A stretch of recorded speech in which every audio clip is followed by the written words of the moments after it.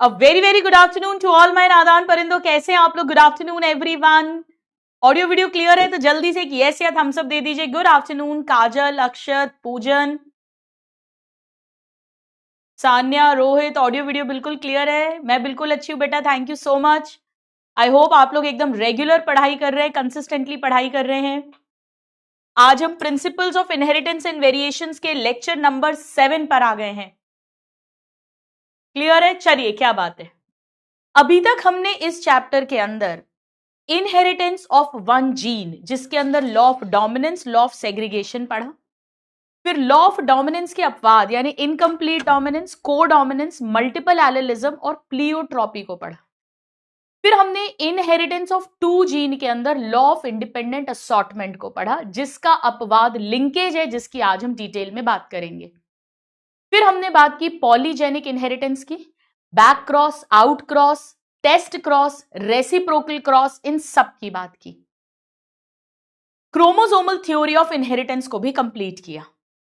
अब आज हम लॉ ऑफ इंडिपेंडेंट असॉर्टमेंट का अपवाद यानी लिंकेज पढ़ेंगे। ये one of the toughest topics है, पता नहीं क्यों, है तो बहुत ही इजी, बट स्टूडेंट्स को मॉर्गन जी का वो एक्सपेरिमेंट समझ नहीं आता, जिससे उन्होंने एक्सपेरिमेंटली प्रूफ की थी क्रोमोसोमल थ्योरी ऑफ इनहेरिटेंस को ड्रोसोफिला मेलानोगास्टर नाम की फ्रूट फ्लाई मक्खी का यूज करके। पर हमारी टिप्स पर होगा, आई प्रॉमिस यू, मैं बहुत ही इजी वे में पढ़ाऊंगी। तो बस इसी विश्वास के साथ चेहरे पे खुशी ले आइए, चेहरे पे स्माइल, आंखों में चमक, दिल में फुल पॉजिटिविटी। उस स्टेथोस्कोप के नाम आशीर्वाद लेते हैं अपनी बायोलॉजी माता का, बायोलॉजी मैया का। बोलो बायोलॉजी मैया की जय हो। खूब खुशी खुशी पढ़ना है, मस्ती से, आनंद से पढ़ना है। हमने लास्ट क्लास में unlinked genes, completely tightly linked genes और लूजली लिंक्ड जीन्स की बात की थी। कितने स्टूडेंट्स हैं जिन्हें मैंने वो होमवर्क जो दिया था कि आप फिल कर लेना, इसमें 4 टाइप के गैमीट्स बनेंगे इक्वल प्रोपोर्शन में, कंप्लीटली लिंक में 2 टाइप के गैमीट्स बनेंगे और इनकम्प्लीट में 4 टाइप के अनइक्वल प्रोपोर्शन में बनेंगे। केवल अनलिंक्ड में law of independent assortment follow होगा, बाकी दोनों में नहीं। अनलिंक्ड मतलब सेपरेट क्रोमोसोम पर हैं वो 2 जीन्स जिनकी बात कर रहे हैं। कंप्लीटली लिंक्ड मतलब सेम क्रोमोसोम पर पास पास है, cannot be separated by crossing over. और इनकम्प्लीटली लिंक्ड मतलब सेम क्रोमोसोम पर दूर दूर है, क्रॉसिंग ओवर होगा। कितने स्टूडेंट्स ने उस टेबल को कंप्लीट कर लिया? जरा यहां पर मी या यस लिख दीजिए मुझे। कितने स्टूडेंट्स ने वो होमवर्क पूरा किया है? आइए देखते हैं।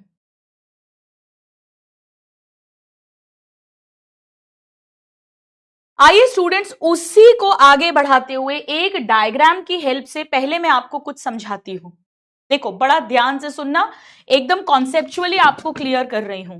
देखिए, सपोज करिए स्टूडेंट, सपोज करिए कि कोई भी एक क्रोमोसोम मैं ले लेती हूं, लेट्स से क्रोमोसोम नंबर जो भी 1 है, 5 है, जो भी है, उस क्रोमोसोम की 2 कॉपी आएंगी, एक पापा से, एक मम्मी से, यानी एक एग्स ओवम से, एक स्पर्म से, मेल गैमीट फीमेल गैमीट से, हमारे जाइगोट में। और ये टोटल डीएनए डबल होगा एस फेज में। यानी सपोज करो ये स्पर्म वाला कॉपी थी, बट इसकी कार्बन कॉपी बन गई, एस फेज में इसकी कार्बन कॉपी बन गई। हमने इन्हें कहा था, जब आगे जाकर ये प्रोफेज मेटाफेज में अच्छे से क्लियरली दिखेंगे, तो हमने इन्हें कहा था कि ये सिंगल क्रोमोसोम के 2 सिस्टर क्रोमैटिड्स हैं। कितने स्टूडेंट्स को ये बात बिल्कुल अच्छे से क्लियर हो रही है? जरा मुझे एक यस या थम्स अप दे दो कि हाँ मैम, ये हमें अच्छे से याद है। यहां पे कार्बन कॉपी डीएनए है, कार्बन कॉपी। मतलब फॉर एग्जाम्पल अगर यहां पर सपोज करो कैपिटल वाई है, तो यहां पर भी कैपिटल वाई होगा। अगर यहां पर सपोज करो कैपिटल आर है, तो यहां पर भी कैपिटल आर होगा। अगर यहां स्मॉल वाई होता तो ये भी स्मॉल वाई होता, क्योंकि ये कार्बन कॉपी है, रेप्लिकेशन से बना है। नाउ ये इसका जोड़ीदार है जो ओवम से आया है, और इसका भी एस फेज में डबलिंग होगी, रेप्लिकेशन होगा, तो ये इसकी बहन बन जाएगी। यानी ये भी दोनों सिस्टर क्रोमैटिड्स हैं। अगर सपोज करो यहां पर स्मॉल y है तो यहां भी स्मॉल y होगा, अगर यहां स्मॉल r है तो यहां भी स्मॉल r होगा। यानी ये दोनों आपस में बहने हैं कार्बन कॉपी हैं, और ये दोनों भी आपस में बहने हैं कार्बन कॉपी हैं।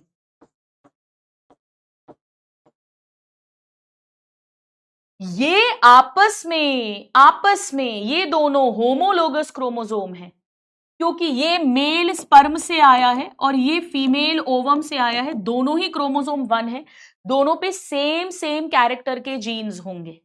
यानी ये मैंने बनाया है होमोलोगस क्रोमोसोम का जोड़ा, होमोलोगस क्रोमोसोम्स, होमोलोगस क्रोमोसोम्स। अब स्टूडेंट्स, जो क्रॉसिंग ओवर होती है, आप बहुत अच्छे से जानते हैं कि जब क्रॉसिंग ओवर होती है पैकाइटिन स्टेज में, वो इनके बीच में कभी नहीं होगी, क्योंकि बेटा उसके होने से तो मतलब ही नहीं है ना, ये तो वैसे ही कार्बन कॉपी है, ये इधर का इधर आ भी गया तो कौन सा अपन कोई बड़ा तोप उखाड़ लेंगे। ऐसे ही ये भी आपस में कार्बन कॉपी है, इनके बीच में भी कोई मतलब नहीं है। क्रॉसिंग ओवर इनके बीच में होगी, इनके बीच में, इसके और इसके बीच में, होमोलोगस क्रोमोसोम्स के नॉन सिस्टर क्रोमैटिड्स के बीच में, non sister chromatids of homologous chromosome.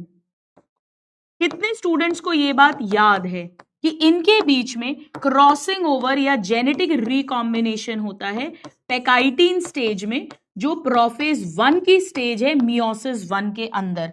ये हमने भर भर के पढ़ा है cell cycle and cell division में। कितने लोगों को ये सब कुछ याद आ रहा है कि हाँ मैम ये तो हमें अच्छे से याद है?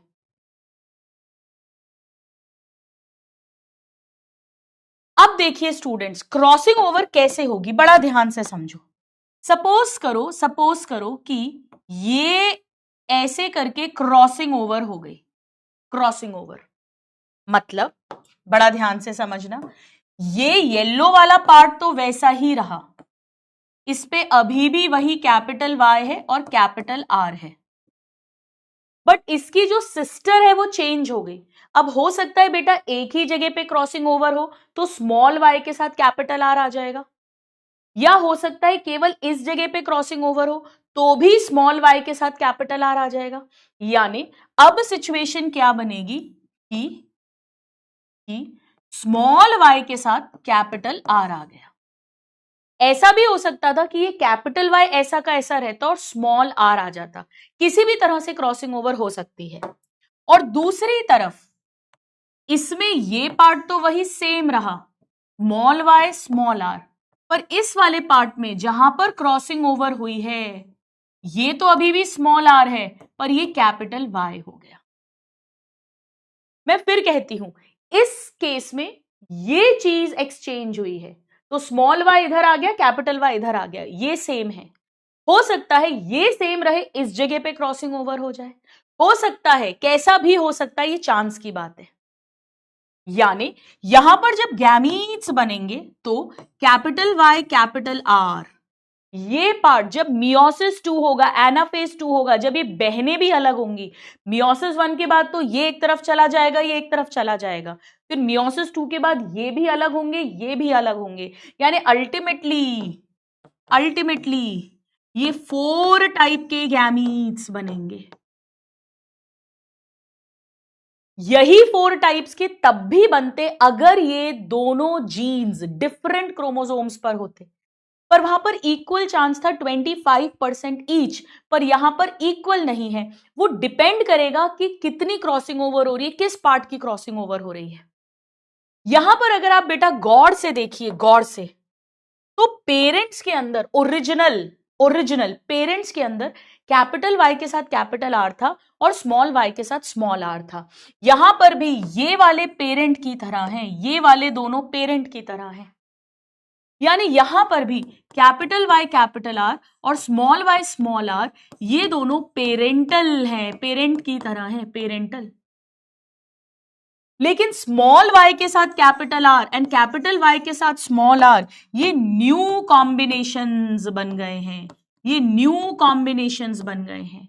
इस तरह की सिचुएशन पेरेंटली ओरिजिनली प्रेजेंट नहीं थी, इसे कहेंगे नॉन पेरेंटल। ये नया कॉम्बिनेशन है तो रिकॉम्बिनेंट, यही तो बने क्रॉसिंग ओवर के कारण रिकॉम्बिनेंट्स। यानी यहां पर ये दोनों पेरेंटल टाइप्स हैं और ये दोनों रिकॉम्बिनेंट टाइप्स हैं। अब एक बात हमेशा ध्यान रखो, हमेशा चाहे कितनी क्रॉसिंग ओवर हो जाए, पेरेंटल टाइप्स हमेशा रिकॉम्बिनेंट से ज्यादा ही बनेंगे, कितनी भी क्रॉसिंग ओवर हो जाए।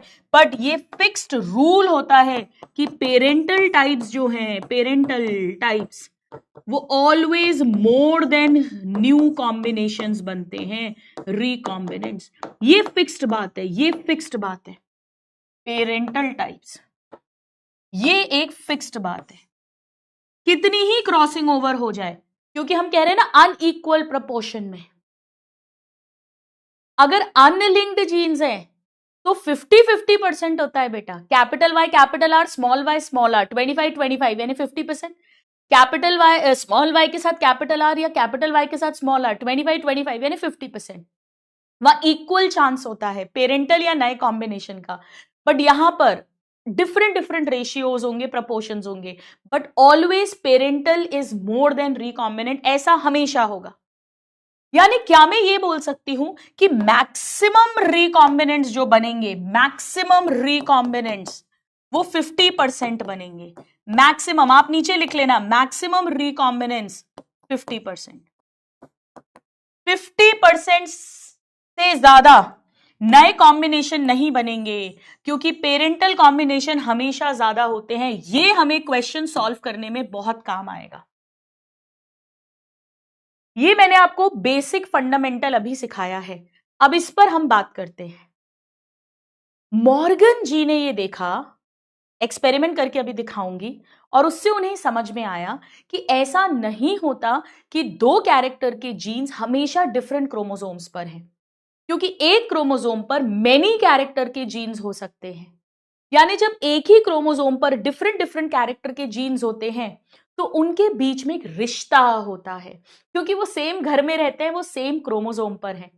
उनके बीच में एक एसोसिएशन है, फिजिकल एसोसिएशन है, क्योंकि वो एक ही घर के अंदर रह रहे, एक ही क्रोमोसोम के ऊपर मौजूद है। उन्होंने इसे टर्म दिया linkage, physical association between genes on the same chromosome, उसे उन्होंने कहा लिंकेज। उन्होंने ही क्रॉसिंग ओवर की डिस्कवरी भी की थी, उन्होंने ही क्रॉसिंग ओवर शब्द भी दिया था। तो लिंकेज की डिस्कवरी, क्रॉसिंग ओवर की discovery, linkage term, crossing over term, recombinant term, ये सारे टर्मिनोलॉजी डिस्कवरीज मॉर्गन जी ने की थी। मैं आज एक्सपेरिमेंट के थ्रू पढ़ाऊंगी कि उन्होंने हमें यह भी बताया कि एक ही क्रोमोसोम पर जब 2 जीन्स हैं जो लिंक्ड हैं, उनमें से कभी कभी वो बहुत पास पास होते हैं। अगर वो पास पास होंगे तो उनमें क्रॉसिंग ओवर होने का चांस कम होगा, क्योंकि उनमें दोस्ती गहरी है, उन्हें कोई अलग नहीं कर सकता, यानी लिंकेज ज्यादा है। लेकिन अगर दूर दूर है, उतना ही ज्यादा चांस है कि क्रॉसिंग ओवर हो जाए, इधर के उधर चले जाएं, क्योंकि दोस्ती कम गहरी है, दिलों में दूरियां हैं, उतना ही लिंकेज कम है। बेटा बड़ा इजी है, अगर 2 फ्रेंड हैं, पास पास हैं, तो कोई तीसरा नहीं आ सकता, उन्हें अलग नहीं कर सकता। तो जितने पास पास जीन्स होंगे, क्रॉसिंग ओवर उतनी कम होगी, लिंकेज उतना ज्यादा होगा। So distance between genes is directly proportional to strength of linkage. जितना डिस्टेंस होगा उतना, sorry, is directly proportional to crossing over. जितना डिस्टेंस होगा उतनी ज्यादा क्रॉसिंग ओवर होगी, उतनी दिलों में दूरियां होंगी, यानी उतनी दोस्ती कमजोर होगी, यानी लिंकेज कम होगा। और जितने पास पास होंगे उतनी ज्यादा दोस्ती होगी, लिंकेज उतना ज्यादा होगा, एक दूसरे को छोड़ेंगे नहीं, और क्रॉसिंग ओवर उतनी ही कम होगी। आइए अब हम इस बात को लिखते हैं, तो प्लीज हेडिंग लिखिएगा लिंकेज। लिंकेज, लिंकेज का सिंपल सा मतलब है जब कोई भी 2 कैरेक्टर के जीन सेम क्रोमोसोम पर हैं तो उनके बीच में एक रिश्ता है, क्योंकि वो एक ही घर के अंदर रहते हैं, उस रिश्ते को ही लिंकेज कहते हैं। It is physical association, it is physical association between genes on same chromosome. Mendel ji ने बाय चांस की बात है, मैंने आपको बताया था कि जितने भी डाई हाइब्रिड क्रॉसेस लगाए थे उनमें जो भी दो दो कैरेक्टर्स लिए थे उनके चांस की बात है कि जीन्स डिफरेंट डिफरेंट क्रोमोसोम पर थे, वरना लिंकेज की डिस्कवरी भी मेंडल ही कर देते। टर्म लिंकेज,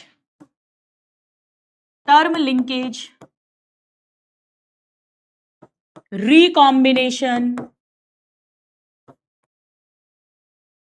ये तो एनसीईआरटी में दिया है स्टूडेंट्स। रिकॉम्बिनेशन का मतलब होता है नए जो पेरेंट से डिफरेंट हैं, नॉन पेरेंटल टाइप्स। एनसीईआरटी में सिर्फ इतना दिया हुआ है, बाय थॉमस हंट मॉर्गन, पर मैं यहां ब्रैकेट में लिख देती हूं कि क्रॉसिंग ओवर, लिंकेज, इसकी डिस्कवरी भी इन्होंने की थी, डिस्कवरी, और इवन क्रॉसिंग ओवर वर्ड भी इन्होंने ही दिया था, क्रॉसिंग ओवर टर्म, ये भी सब मॉर्गन जी ने दिया था। अपनी एनसीईआरटी में ये दिया हुआ है, लिंकेज शब्द, रिकॉम्बिनेशन शब्द, ये सब इन्होंने दिए थे। रिकॉम्बिनेंट आएगा, रिकॉम्बिनेंट, रिकॉम्बिनेंट मतलब नए पेरेंट से डिफरेंट जो टाइप्स बनेंगे। लिख लीजिए प्लीज इतना सब लोग। यानी बेटा दो जीन्स के बीच में जितना डिस्टेंस होगा, दिलों में जितनी दूरी होगी, उतना क्रॉसिंग ओवर होगा, उतनी दोस्ती कम होगी, लिंकेज कम होगा। जरा बताओ रिकॉम्बिनेंट ज्यादा बनेंगे या कम बनेंगे, मोर या लेस, जरा बताइए। मैंने कहा कि distance between two genes on a chromosome, एक क्रोमोसोम के ऊपर जो दो जीन्स हैं उनके बीच में जितना ज्यादा डिस्टेंस होगा, जितना ज्यादा डिस्टेंस होगा उतनी ज्यादा क्रॉसिंग ओवर होगी। और बेटा जितनी ज्यादा क्रॉसिंग ओवर होगी उतने नए नए कॉम्बिनेशंस बनेंगे। जितनी ज्यादा क्रॉसिंग ओवर होगी उतने नए नए कॉम्बिनेशंस बनेंगे। क्रॉसिंग ओवर में यही तो होता है, नए नए कॉम्बिनेशन बनते हैं। तो जितना ज्यादा डिस्टेंस उतनी ज्यादा क्रॉसिंग ओवर, उतने ज्यादा नए नए रिकॉम्बिनेंट्स, और उतनी कम दोस्ती, उतना कम linkage. So distance between two genes is directly proportional to crossing over, directly proportional to recombinants, and inversely proportional to strength of linkage.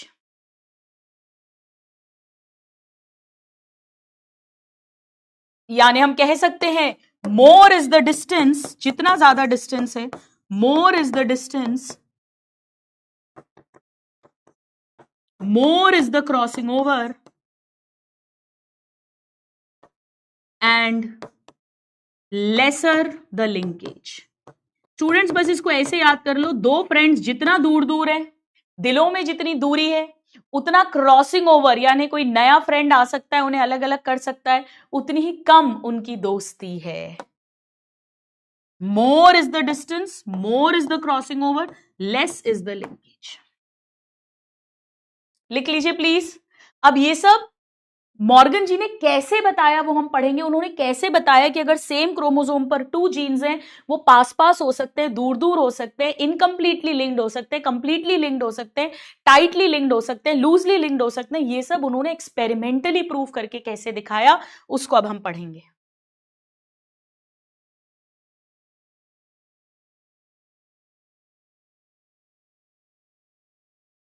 Students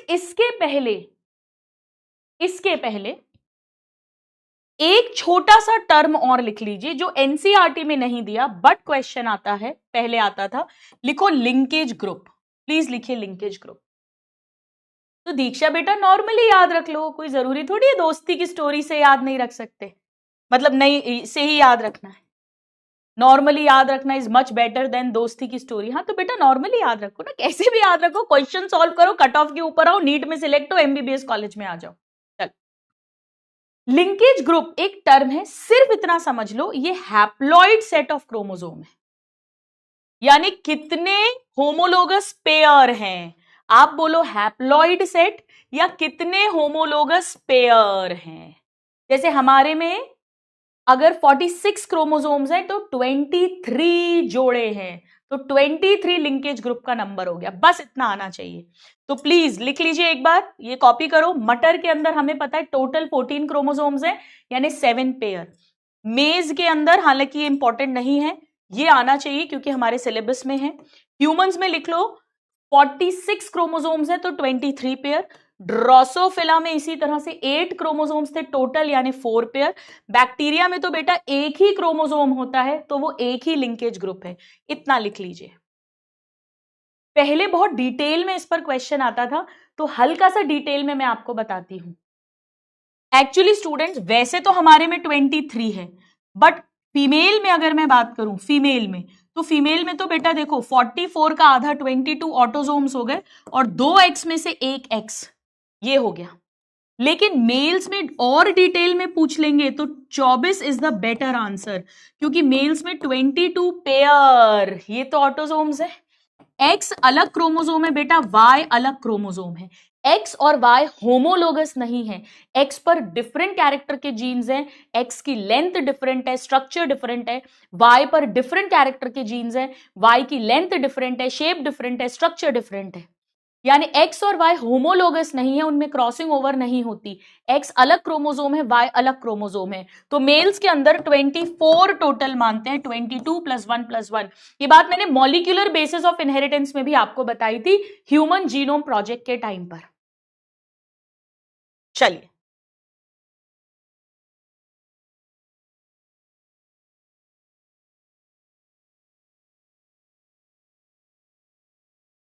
हो गया, इतना लिख लो एक बार सब।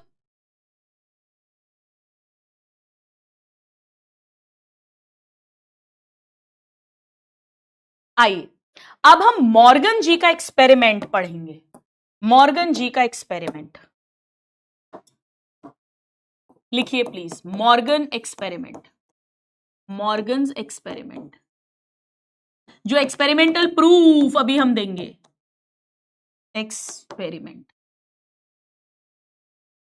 स्टूडेंट्स, मॉर्गन ने डाई हाइब्रिड क्रॉस लगाए थे ड्रोसोफिला मेलानोगास्टर पे। डाई हाइब्रिड, डाई हाइब्रिड मतलब बेटा एक बार में 2 कैरेक्टर्स को स्टडी किया था।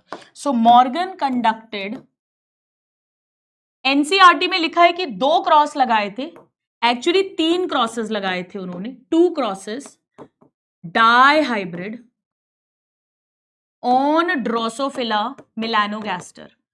मैं शॉर्ट में लिख रही हूं भाई, जिसको नहीं अपने ऊपर कॉन्फिडेंस हो वो पूरा नाम लिख लेना। Drosophila melanogaster, 2 crosses, dihybrid crosses. अब मैं आपको पहले कुछ बेसिक बातें बता रही हूं, उसके बिना ये क्रॉस बनाने में मजे नहीं आएंगे, और ये आ गई तो क्रॉस बहुत इजी होगा। स्टूडेंट्स, ड्रोसोफिला ये पेड़ नहीं है, ये जानवर है, फ्लाई है, मक्खी है, आर्थ्रोपोडा फाइलम।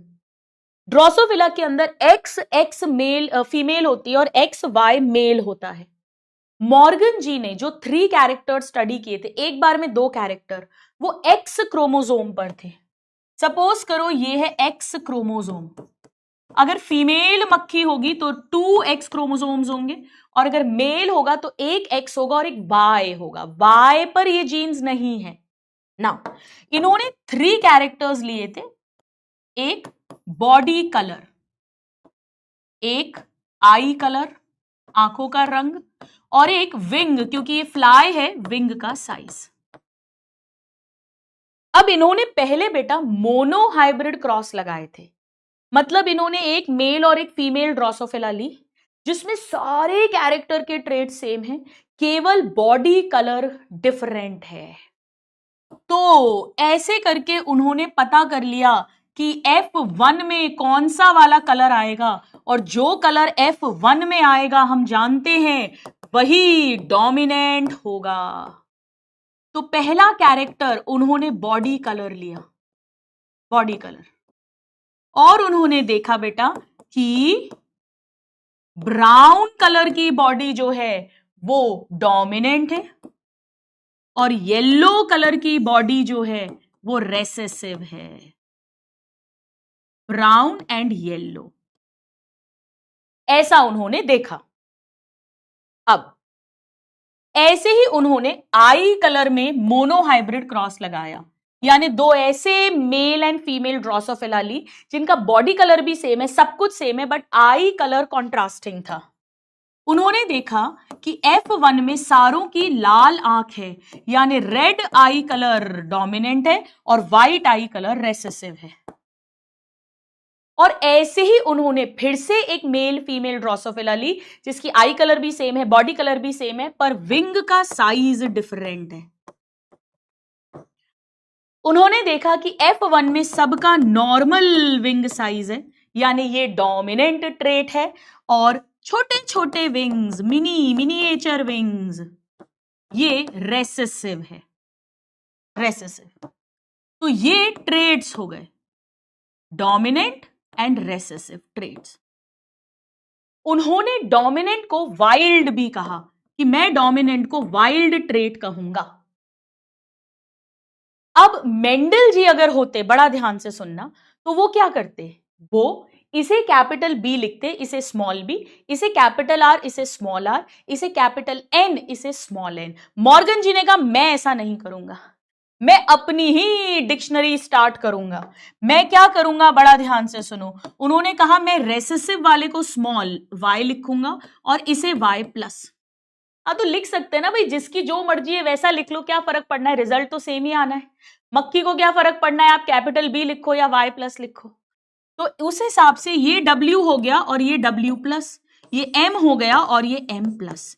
इस तरह की अल्फाबेट्स उन्होंने यूज करे। यस, लिखना है, और क्या करना है, लिखना है, लिखना है भाई, लिखना है। उन्होंने एक काम और करा, जितने भी एक्सपेरिमेंट्स वो करेंगे उसके अंदर जो फीमेल वाली मक्खी ली वो रेसेसिव ट्रेट वाली ली। जब भी अभी मैं एक्सपेरिमेंट करूंगी तो फीमेल को मैं येलो बॉडी या वाइट आई या मिनी विंग वाला ही लूंगी, और जो मेल मक्खा मैं लूंगी वो डोमिनेंट या वाइल्ड टाइप वाला लूंगी। यानी मेल जो है वो ब्राउन बॉडी कलर या रेड आई या नॉर्मल विंग में जो भी दो चूज करूंगी उसको डोमिनेंट लिया। ये इतना हमें आना चाहिए, जो पेरेंट्स चूज करे उन्होंने, जो पेरेंट जनरेशन चूज की थी। इतना लिख लिया तो एक बार मुझे डन करो, फिर मैं एक बहुत जबरदस्त बात आपको बताऊंगी। अब स्टूडेंट्स, उन्होंने डाई हाइब्रिड क्रॉस लगाया। डाई हाइब्रिड क्रॉस मतलब उन्होंने एक ऐसी मेल और फीमेल फ्रूट फ्लाई ली जिसके अंदर विंग साइज दोनों का सेम था, या तो दोनों नॉर्मल या तो दोनों मिनी, जो भी, पर ये दोनों कॉन्ट्रास्टिंग थे, ये कॉन्ट्रास्टिंग थे। ये पहला क्रॉस करा, मतलब फीमेल के अंदर yellow body and white eye colour था और मेल के अंदर brown body and red I colour था। बिल्कुल वैसे ही जैसे yellow seed colour and round seed shape और दूसरी तरफ ग्रीन सीड कलर और wrinkled seed shape Mendel ji ने लिया था। ये पहला क्रॉस होगा। सेकेंड क्रॉस में उन्होंने बॉडी का कलर सेम रखा और आई कलर और विंग साइड कॉन्ट्रास्टिंग लेंगे। डाई हाइब्रिड क्रॉस यही तो होता है, कोई भी टू कैरेक्टर्स कॉन्ट्रास्टिंग लेते हैं। एनसीईआरटी में नहीं लिखा, बट एक्चुअली उन्होंने थर्ड क्रॉस भी लगाया था इनके बीच में, जहां आई कलर सेम रखा था, बॉडी कलर और विंग साइज कॉन्ट्रास्टिंग था। अपनी एनसीईआरटी में ये दो क्रॉस हैं, एक जहां पे बॉडी कलर और आई कलर कॉन्ट्रास्टिंग होगा और एक जहां पर आई कलर और विंग साइज कॉन्ट्रास्टिंग होगा। इतना नोट कर लीजिए। डाई हाइब्रिड क्रॉस लगाएंगे अब बेटा, यानी दो कैरेक्टर्स कॉन्ट्रास्टिंग होंगे। मोनो हाइब्रिड से तो ये पता कर लिया कि जो F1 में एक्सप्रेस हो रहा है हेट्रोजाइगस कंडीशन में वो डोमिनेंट है, तो डोमिनेंट कौन सा है, रेसेसिव कौन सा है, वो पता चल गया है। अब डाई हाइब्रिड क्रॉस लगाएंगे वो। सेलिन, समझ में आ गया या नहीं आ गया?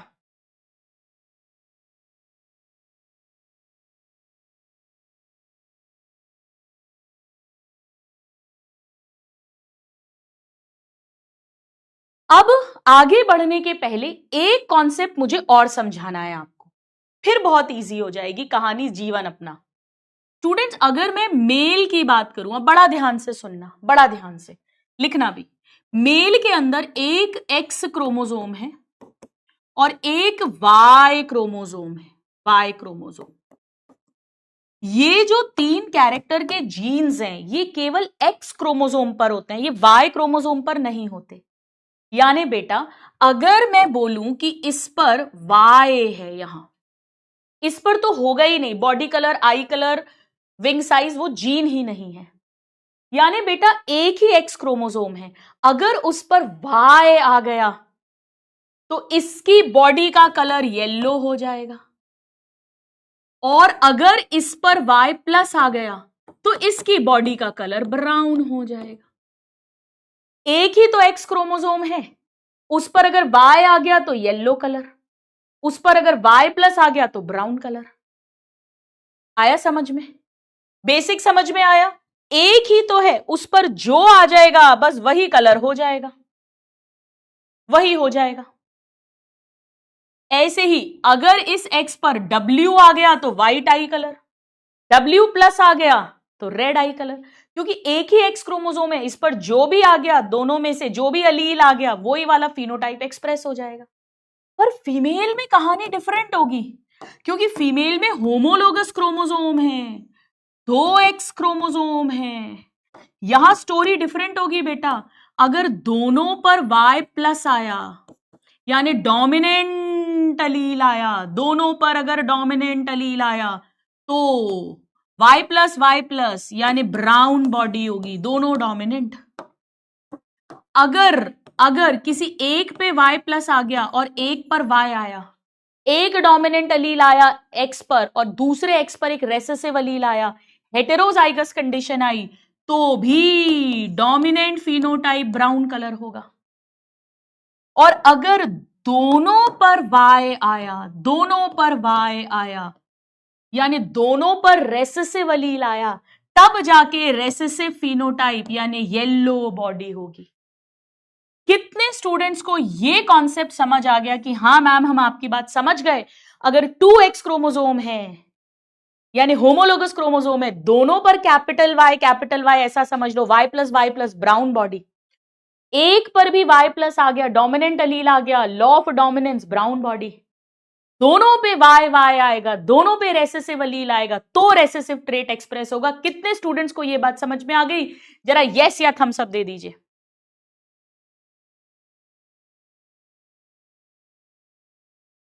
अच्छे से समझ आ गया? चलिए कहानी को आगे बढ़ाएं, करें एक्सपेरिमेंट शुरू। अब एक न्यू पेज ले लीजिएगा, एक न्यू पेज ले लो और हम पहला क्रॉस लगाएंगे बॉडी कलर और आई कलर के बीच में। यानी बाकी सारे कैरेक्टर के ट्रेड सेम है, विंग का साइज भी सेम है, पर बॉडी कलर और आई कलर कॉन्ट्रास्टिंग लेंगे, डाई हाइब्रिड क्रॉस। पहले मैं पेरेंट जनरेशन लूंगी, फीमेल। मैंने कहा था फीमेल इन्होंने हमेशा रेसेसिव ली है और मेल पार्टनर इन्होंने वाइल्ड यानी डोमिनेंट लिया है। ये होगी parent generation. Now body colour recessive जो है वो येलो है। पहले तो बेटा अगर फीमेल है मतलब इसके पास 2x हैं, 2x हैं, और हम कह रहे हैं ये रेसेसिव है यानी इसके पास बॉडी कलर में Y है, तभी तो इसका बॉडी कलर येलो होगा। और इसके पास आई कलर के लिए WW है, तभी तो इसकी व्हाइट आई होगी। अगर रेसेसिव चाहिए तो रेसेसिव केवल होमोजाइगस कंडीशन में ही पॉसिबल होता है, आप जानते हैं।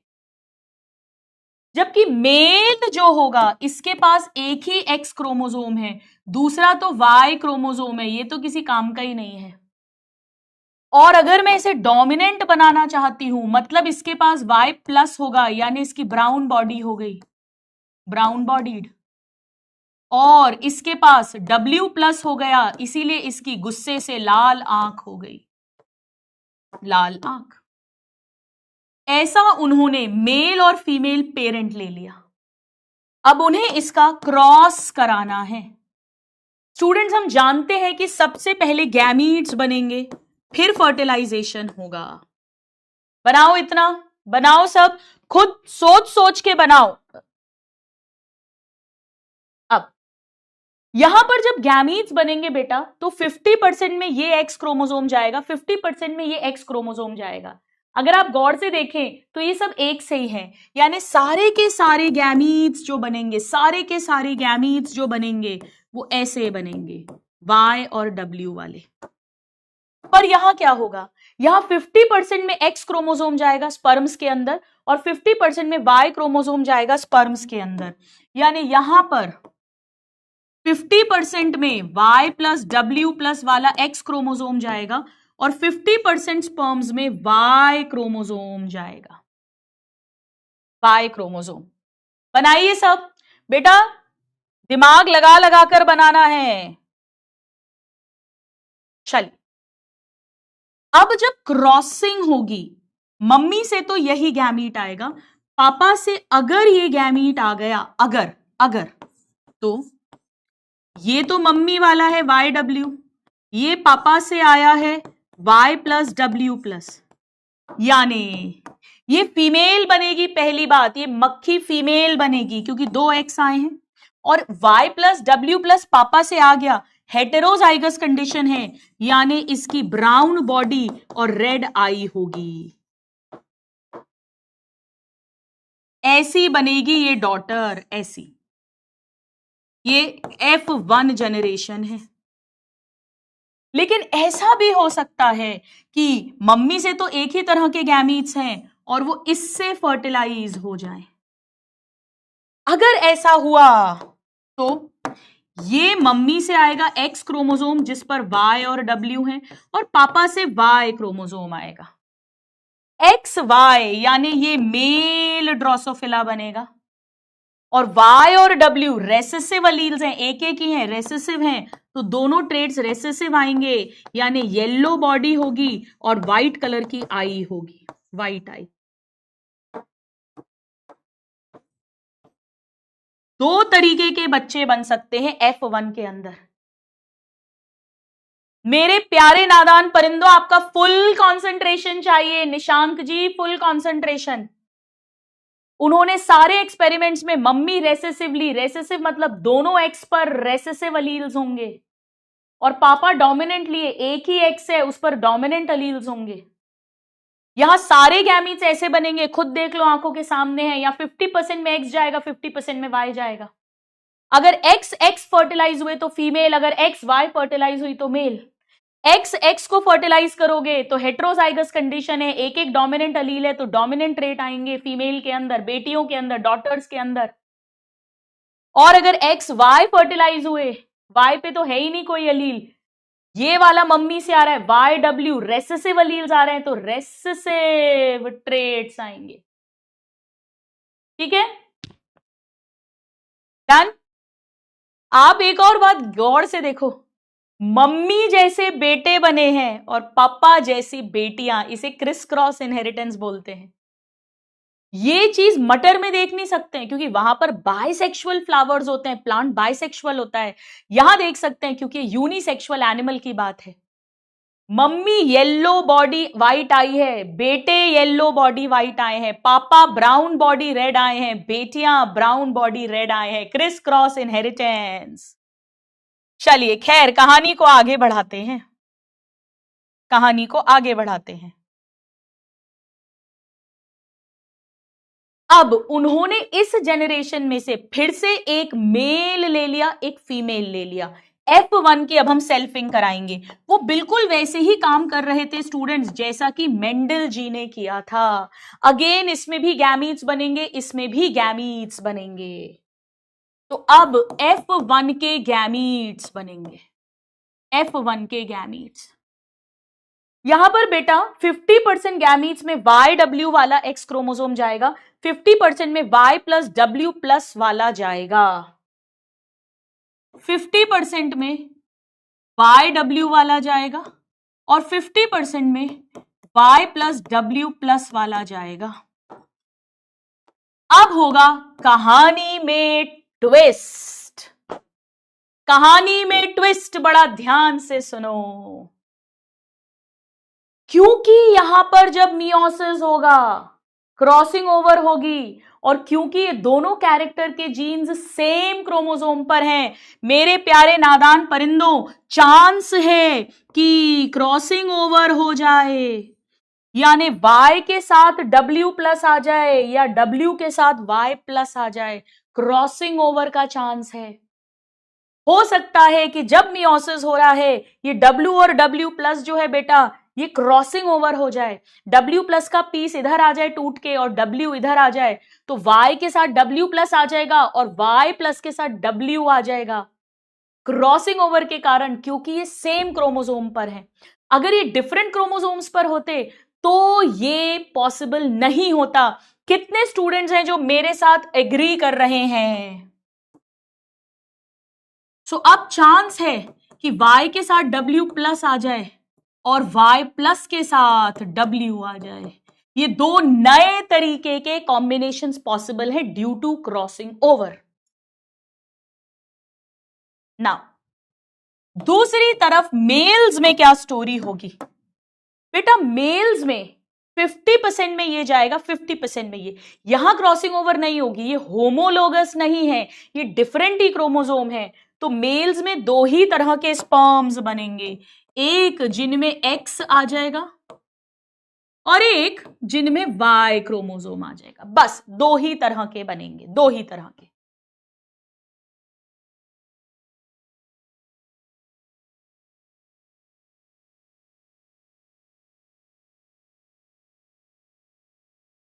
हो गया स्टूडेंट्स? आ रहे हैं? मजे आ रहे हैं? आनंद आ रहा है? चल, ये दोनों क्यों बने हैं? ये दोनों due to crossing over, due to crossing over. और क्रॉसिंग ओवर क्यों हुई? क्योंकि सेम क्रोमोसोम पर है। अब आ जाओ, F2 जनरेशन बनाएंगे, F2। चलो कॉम्बिनेशंस बनाना शुरू करते हैं। हो गया बेटा इतना सबका? दो लाइंस छोड़ दो, पहले दो लाइंस छोड़ दो। चलो आओ, बेटियां कैसी कैसी बन सकती हैं बनाना शुरू करते हैं। सबसे पहले ये YW इस YW हो सकता है ये वाला गैमीट इसके साथ क्रॉस करे। अगर ऐसा हुआ तो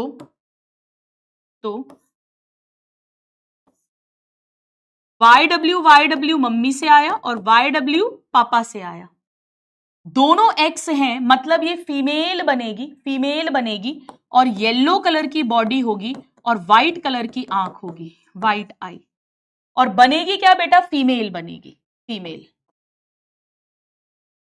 नाउ नेक्स्ट कॉम्बिनेशन क्या पॉसिबल है, आइए उसे देखते हैं। नेक्स्ट कॉम्बिनेशन कि ये वाले इसके साथ क्रॉस कर जाए।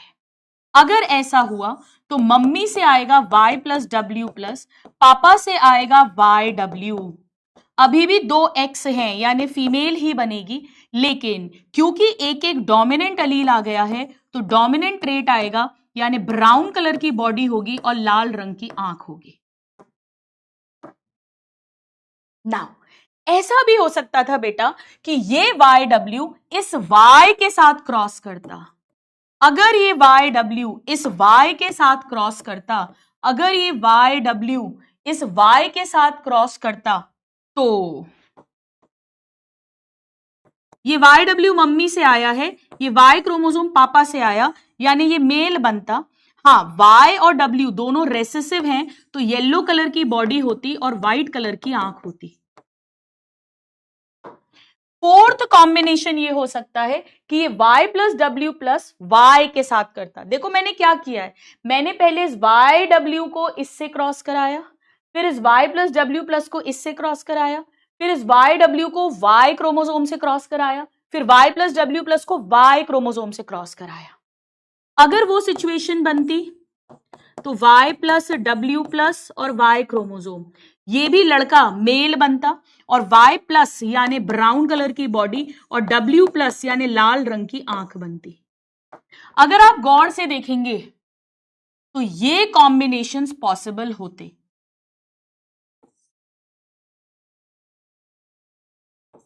कितने स्टूडेंट्स को बिल्कुल अच्छे से समझ में आ रहा है?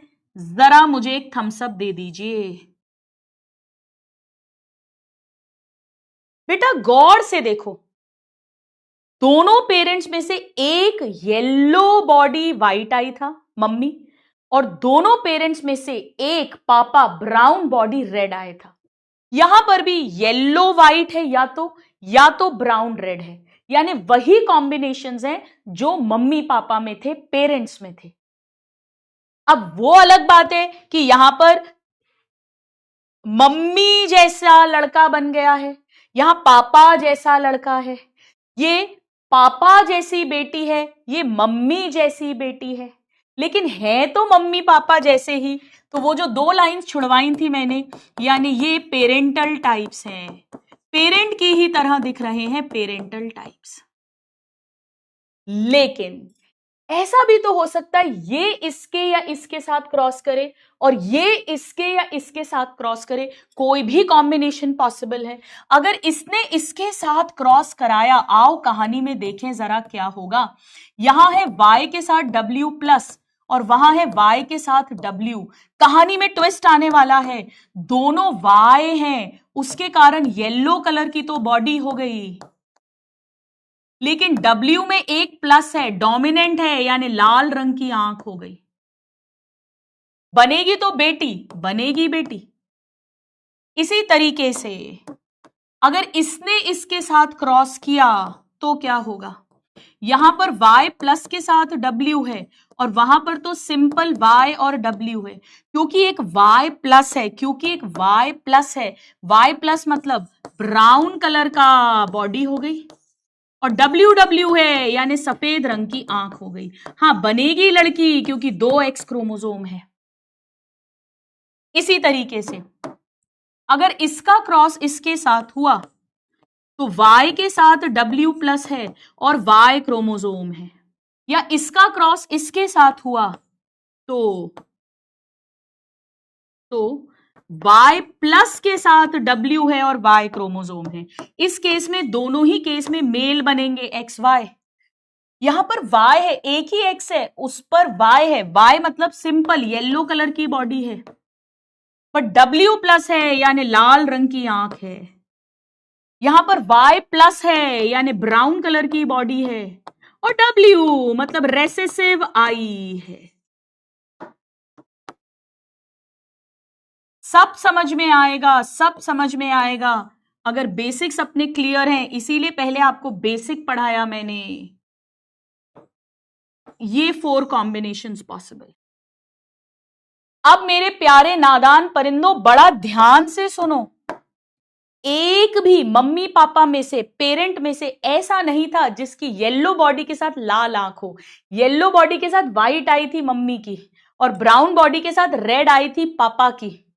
येलो बॉडी के साथ रेड आई नहीं थी, ब्राउन बॉडी के साथ व्हाइट आई नहीं थी, पर यहां येलो के साथ रेड और ब्राउन के साथ व्हाइट आई आ रही है। ये नया कॉम्बिनेशन बन गया, पेरेंट से डिफरेंट कॉम्बिनेशन बन गया। इसे रिकॉम्बिनेंट्स कहेंगे, रिकॉम्बिनेंट्स।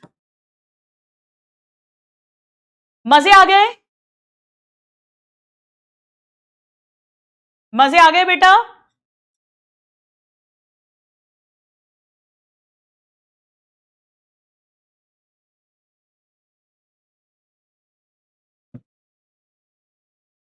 अब आप कहोगे कि मैम आपने ये कौन सी बड़ी तोप बात बता दी।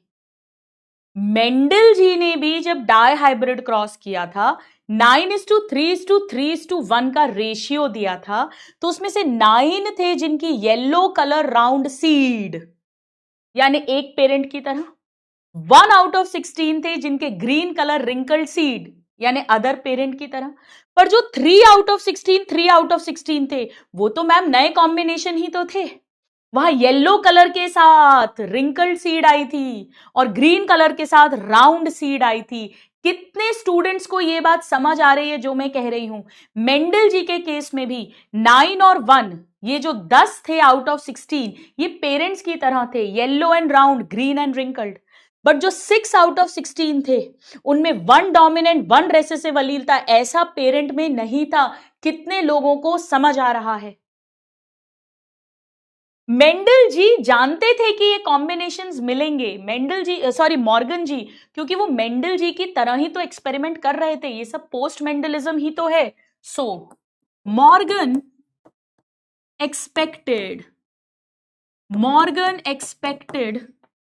रेशियो ऑफ, फिनोटिपिक रेशियो है बेटा, ये दिखाई देने वाली बात हो रही है, फिनोटिपिक रेशियो ऑफ 9:3:3:1 जो मेंडल जी ने हमें दिया था। मेंडल जी ने भी डायहाइब्रिड क्रॉस करके फिनोटिपिक रेशियो दिया था, मॉर्गन जी ने भी डायहाइब्रिड क्रॉस लगाया, फिनोटिपिक रेशियो एक्सपेक्ट कर रहे थे। वो भी एक्सपेक्ट कर रहे थे कि 9 जो है वो किसी एक पेरेंट की तरह मिलेंगे, डोमिनेंट पेरेंट की तरह, यानी ब्राउन कलर की बॉडी होगी, लाल रंग की आंख होगी। एक जो होगा वो रेसेसिव की तरह होगा, येलो कलर की बॉडी होगी और सफेद रंग की आंख होगी। और ये वाले 3 जो हैं, इनमें से 3/16 की ब्राउन बॉडी के साथ व्हाइट आई हो जाएगी और बचे हुए 3/16 की येलो बॉडी के साथ रेड आई हो जाएगी। भाई मेंडल जी में भी तो यही हुआ था। क्या सबको समझ में आ रहा है बेटा? क्या सबको समझ में आ रहा है जी? एक्सपेक्टेड फिनोटिपिक रेशियो जो मेंडल का था, मेंडेलियन रेशियो,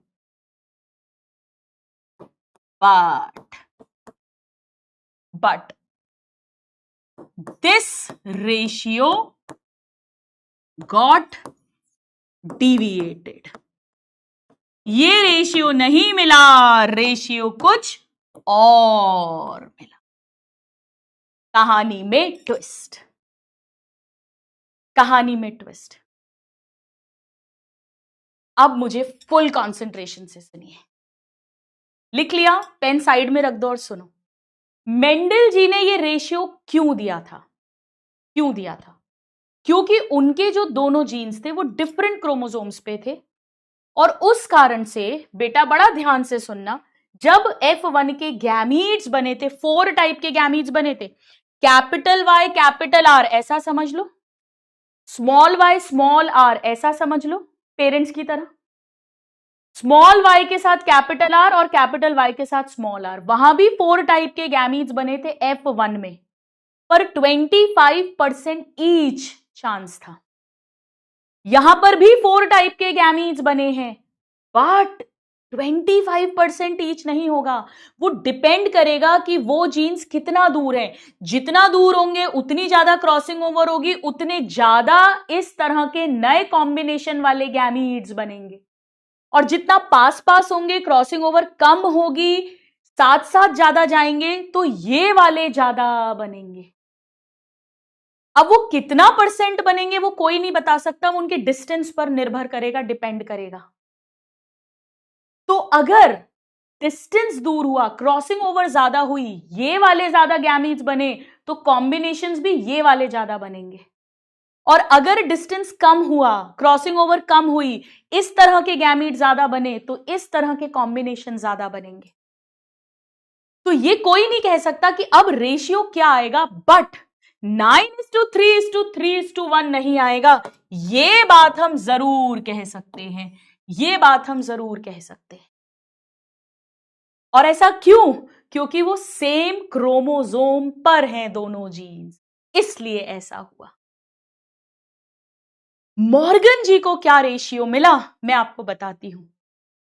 अगर 100 मक्खियां बन रही हैं, 100 टोटल 100, तो 98.7 ऐसी बनी, और बची हुई 1.3% ऐसी बनी। आप कहोगे मैम ये 1.3 कैसे हो सकता है, 98.7 कैसे हो सकता है? बेटा इसका इतना सा मतलब है कि अगर 1000 बच्चे पैदा हुए इस क्रॉसिंग से, 1000, तो 987 इस तरह के हैं, मम्मी पापा की तरह, पेरेंटल, भले ही मेल हो फीमेल हो, और 13 इस तरह के। 1000 में से 987 ऐसे हैं, 13 ऐसे हैं, तो 100 में से 98.7 ऐसे हो गए, 1.3% ऐसे हो। अब वो जितनी भी मक्खियां बने चाहें, उसका 98.7% ऐसे है, रिकॉम्बिनेंट्स ऐसे हैं। बेटा इसको याद रखने की ट्रिक बताऊं आपको, मजे आ जाएंगे। 9 8 7 9 8 7, ये देखो 9 8 7 कितना इजी है। 98.7% ये बनेगा, तो बचा हुआ 100 में से माइनस कर दो, बस कितना इजी है। 987 987 याद रहेगा। मुझे जरा सोचो, अगर रिकॉम्बिनेंट मात्र 1.3% बन रहे हैं, इसका मतलब ये दोनों जीन्स क्लोज होंगे कंपैरेटिवली या डिस्टेंट होंगे, दूर होंगे। जरा सोचो बेटा, कंप्लीट लिंकेज नहीं है सेलीन। अगर कंप्लीटली लिंक्ड होते तो क्रॉसिंग ओवर होती ही नहीं, तो ये बनते ही नहीं, तो ये भी नहीं बनते, तो 100% ऐसे बनते। कंप्लीट लिंकेज नहीं है तो इनकम्प्लीट, पर काफी पास है, काफी पास है। चलिए आइए कहानी को आगे बढ़ाते हैं। यहां तक समझ में आ गया? तो फर्स्ट क्रॉस का रिजल्ट क्या मिला उन्हें? फर्स्ट क्रॉस का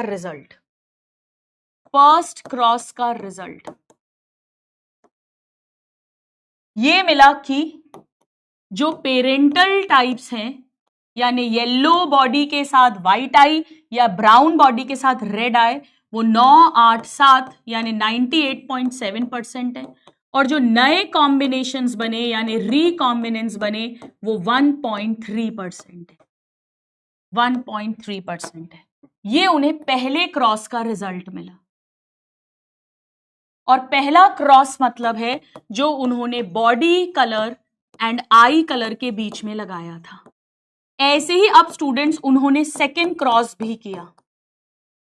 सेकेंड क्रॉस उन्होंने लगाया आई कलर एंड विंग साइज के बीच में, एंड विंग साइज। अब मैं वो पूरा क्रॉस नहीं बना रही हूं, हमारा टाइम वेस्ट होगा। अगेन उसमें female parent recessively, male parent dominant लिया। अगेन F1 के अंदर मम्मी जैसे बेटे बने, पापा जैसी बेटियां बनी। अगेन उसमें F1 के मेल के 2 तरह के गैमीट्स बने, X chromosome Y chromosome, crossing over नहीं थी। फीमेल में फिर 4 टाइप के गैमीट्स बनेंगे, 2 पेरेंट जैसे, 2 नए कॉम्बिनेशन। फिर उनमें सब में क्रॉसिंग हुई होगी तो सब 8 टाइप के कॉम्बिनेशंस पॉसिबल होंगे, पेरेंटल होंगे, कुछ रिकॉम्बिनेंट्स होंगे। उन्हें एक्सपेरिमेंटली बात कर रही हूं, 62.8% पेरेंटल मिले, और इसमें से माइनस कर दो 37.2% रिकॉम्बिनेंट्स मिले। बेटा पेरेंटल का क्या मतलब है? यहां पर आई कलर ले रहे हैं, आई कलर, इसमें पेरेंट में फीमेल जो ली थी, फीमेल पेरेंट जो ली थी, आई कलर रेसेसिव यानी व्हाइट आई हो जाएगी, और छोटे छोटे विंग्स यानी मिनी विंग्स हो जाएंगे, मिनिएचर विंग्स। और मेल फादर जो लिया था वो डोमिनेंट लिया था, तो लाल आंख और नॉर्मल साइज का विंग्स। तो जो पेरेंट्स हैं वो ये लिए थे, ये पेरेंट्स लिए थे। मैंने आपसे पहले भी कहा था ना, फीमेल उन्होंने हर जगह रेसेसिव ली थी और मेल उन्होंने हर जगह वाइल्ड यानी डोमिनेंट लिया था, इस तरीके का। तो अगर 1000 बच्चे पैदा हुए हैं, 1000, तो उसमें से 628 ऐसे बने हैं और 372 नए कॉम्बिनेशंस बने हैं। बेटा नए कॉम्बिनेशंस मतलब व्हाइट आंख के साथ नॉर्मल साइज का विंग, या लाल आंख के साथ छोटे छोटे विंग्स, छोटे विंग्स। तो ये था उनका फर्स्ट क्रॉस का रिजल्ट और ये था सेकेंड क्रॉस का रिजल्ट।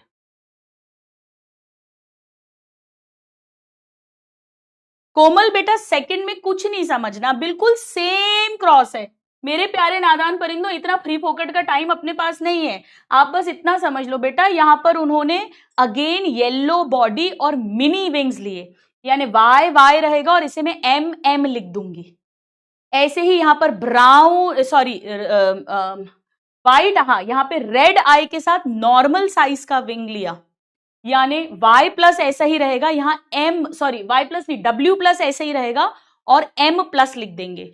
यहां पर w ऐसे ही रहेगा और m लिख देंगे। आई होप आपको समझ आ रहा है। इसकी ट्रिक भी बड़ी आसान है बेटा, इसकी ट्रिक भी बड़ी आसान है। देखो देखो मैं ट्रिक बताती हूं। यहां अपन ने 9 8 7 लिखा था, 9 8 7, यहां 6 लिखा, 6 + 2 8, 6 + 2 8, ये है 9 8 7, 9 8 7। तो ये हल्का सा हेल्प कर देगा। अब मुझे आपका फुल कंसंट्रेशन चाहिए, full full full full full concentration.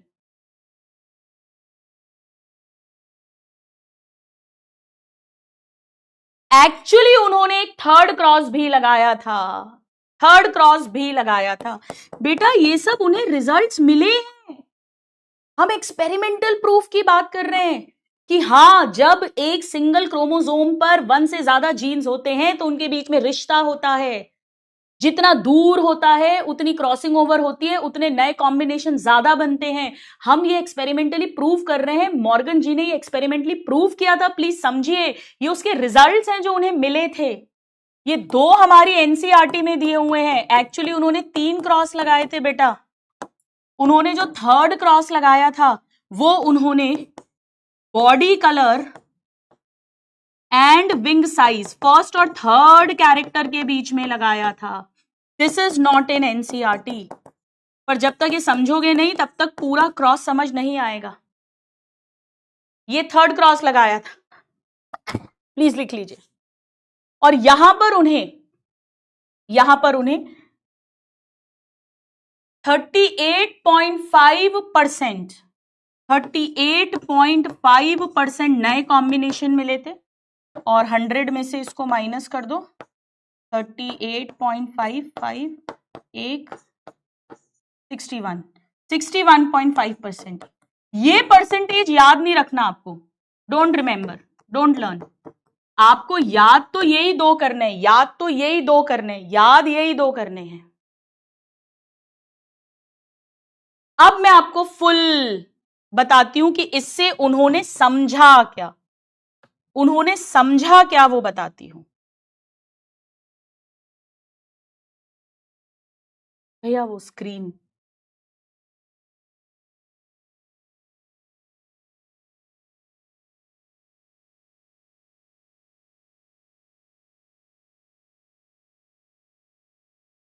चलिए। उन्हें ये समझ में आया, उन्हें ये मालूम था कि ये तीनों कैरेक्टर के जीन्स एक्स क्रोमोसोम पर है, यानी सेम क्रोमोसोम पर है। उन्हें ये समझ में आया कि यहां पे नए कॉम्बिनेशन कम मिल रहे हैं, यहां ज्यादा मिल रहे हैं और यहां सबसे ज्यादा मिल रहे हैं। मतलब ये जो 2 जीन्स हैं इनके बीच में डिस्टेंस बहुत कम है, क्रॉसिंग ओवर कम होगी, पास पास हैं, इसीलिए नए कॉम्बिनेशन कम बन रहे हैं। पर इनके बीच में डिस्टेंस ज्यादा है, इसीलिए क्रॉसिंग ओवर ज्यादा हो रही है, इसीलिए नए कॉम्बिनेशन ज्यादा मिल रहे हैं। और इन 2 के बीच में डिस्टेंस और ज्यादा है और ज्यादा क्रॉसिंग ओवर हो रही है, तो और ज्यादा नए कॉम्बिनेशन मिल रहे हैं। यानी अगर एक सीक्वेंस अब हम बनाकर देखना चाहें, अगर ये एक्स क्रोमोसोम है, मतलब बेटा सबसे पहले यहां पर अगर बॉडी कलर का जीन है तो आई कलर बहुत पास होगा, आई कलर बहुत पास होगा, तभी तो इनके बीच में ज्यादा क्रॉसिंग ओवर नहीं होगी, तभी तो नए कॉम्बिनेशन कम बने हैं, केवल 1.3% ही बने हैं। जबकि विंग साइज का थोड़ा दूर होगा, तभी तो आई कलर और विंग साइज के बीच में क्रॉसिंग ओवर ज्यादा हुई होगी, तभी तो नए कॉम्बिनेशंस ज्यादा बने हैं। और बेटा थर्ड क्रॉस को अगर देखोगे तो बॉडी कलर और विंग साइज के बीच में सबसे ज्यादा डिस्टेंस है, इसीलिए सबसे ज्यादा क्रॉसिंग ओवर हुई है और इसीलिए सबसे ज्यादा रिकॉम्बिनेशन बने हैं। ऐड कर दोगे इन दोनों को तो भी यही आंसर आ जाएगा। तो इस तरह से उन्हें यह समझ में आया था कि सेम क्रोमोसोम पर लूजली लिंक्ड हो सकते हैं जीन्स, थोड़ा टाइटली लिंक्ड हो सकते हैं। मैं कंप्लीटली लिंक्ड नहीं बोल रही हूं। अगर बेटा 100% कंप्लीटली लिंक्ड होते, क्रॉसिंग ओवर होती ही नहीं, तो न्यू गैमीट्स बनते ही नहीं, तो रिकॉम्बिनेंस बनते ही नहीं, तो 100% पेरेंट जैसे बनते। कंप्लीट लिंकेज नहीं है, दोनों ही इनकम्प्लीट लिंकेज है इस केस में, बट कंपैरेटिवली ये लूजली लिंक्ड है, कंपैरेटिवली ये और दूर लिंक्ड है, ये दोनों और दूर लिंक्ड है। बाद में उन्हीं के एक स्टूडेंट एल्फ्रेड स्टर्टीवांट जी जो हैं, उन्होंने इस नॉलेज को यूज करा जो उनके गुरु ने दी थी, और उन्होंने लिंकेज मैप बनाया। बेटा ये मैंने मैप ही तो बनाया है कि एक क्रोमोसोम पर कौन कौन से कैरेक्टर के जीन्स हैं और वो कितनी दूर दूर है। इस पर मैं भी थोड़ी सी देर में फिर से आऊंगी। कितने स्टूडेंट्स को समझ आ गया? बेटा अगर किसी को नहीं समझ आया है तो प्लीज डीमोरलाइज मत होइए, खुद को भी मत कोसिए, मुझको भी मत कोसिए, थोड़ी सी एक्स्ट्रा मेहनत करिए। घर पर इस लेक्चर को एक बार दोबारा सुनना 1.4 1.5 की स्पीड पे, पक्का सब कुछ समझ आ जाएगा। मैं बार बार रिपीट नहीं कर सकती हूं क्योंकि मेजॉरिटी स्टूडेंट्स जिन्हें समझ आ गया है उनके लिए ये टाइम वेस्ट हो जाएगा। आप इसको दोबारा सुन लो, एक बार मेहनत कर लो, ठीक है? चलिए एक बार प्लीज सब लोग अपनी एनसीईआरटी निकालिए, एक बार सब अपनी एनसीईआरटी निकालिए।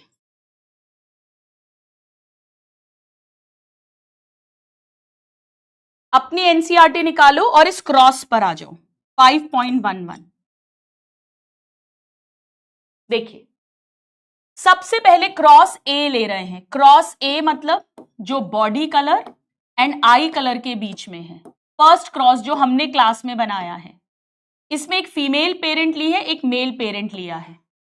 पेरेंट मैंने कहा था रेसेसिव लिया है फीमेल, यानी येलो बॉडी एंड व्हाइट आई, और मेल वाइल्ड लिया है। वाइल्ड का मतलब ये है ब्राउन बॉडी एंड रेड आई, यानी यहां पर वाई वाई डब्ल्यू डब्ल्यू होगा। यहां पर एक ही एक्स क्रोमोसोम है तो उस पर वाई प्लस डब्ल्यू प्लस होगा, दूसरा वाई क्रोमोसोम है। देखो बेटा एनसीईआरटी में देखो, अब इन्होंने क्या किया बेटा, इन्होंने डायरेक्ट F1 जनरेशन बना दी। डायरेक्ट, हमने गैमीट्स बनाए थे, इन्होंने डायरेक्ट बना दी। कैसे? ये वाई डब्ल्यू इस वाई प्लस डब्ल्यू प्लस के साथ अगर जुड़ा तो एक्स एक्स यानी फीमेल बनेगी वाइल्ड टाइप की, और अगर ये वाई डब्ल्यू कोई भी एक वाई डब्ल्यू इसके साथ जुड़ा तो वाई डब्ल्यू मेल बनेगा येलो व्हाइट। मम्मी जैसे सन बन रहे हैं और फादर जैसी डॉटर बन रही है।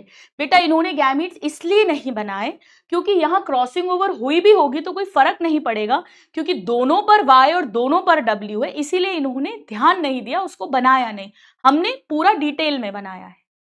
अब इसके बाद इन्होंने डायरेक्ट F2 जनरेशन बना दी। हमने यहां पर गैमीट्स बनाए थे, तो एक गैमीट था वाई डब्ल्यू, एक था Y plus W plus, but crossing over के कारण वाई डब्ल्यू प्लस और वाई प्लस डब्ल्यू भी बने थे। फादर में दो ही तरह के बनेंगे स्पर्म, वाई डब्ल्यू वाला या वाई क्रोमोसोम वाला। और फिर इन्होंने मेटिंग कराई है, आप देख सकते हो ये इन्होंने वाइल्ड टाइप के बना दिए हैं, और ये देखो ये बेटा ये वाले पेरेंट्स की तरह है। हमने भी सेम ऐसे ही क्रॉस बनाया है। ये दोनों मेल बनेंगे, ये दोनों फीमेल बनेंगी।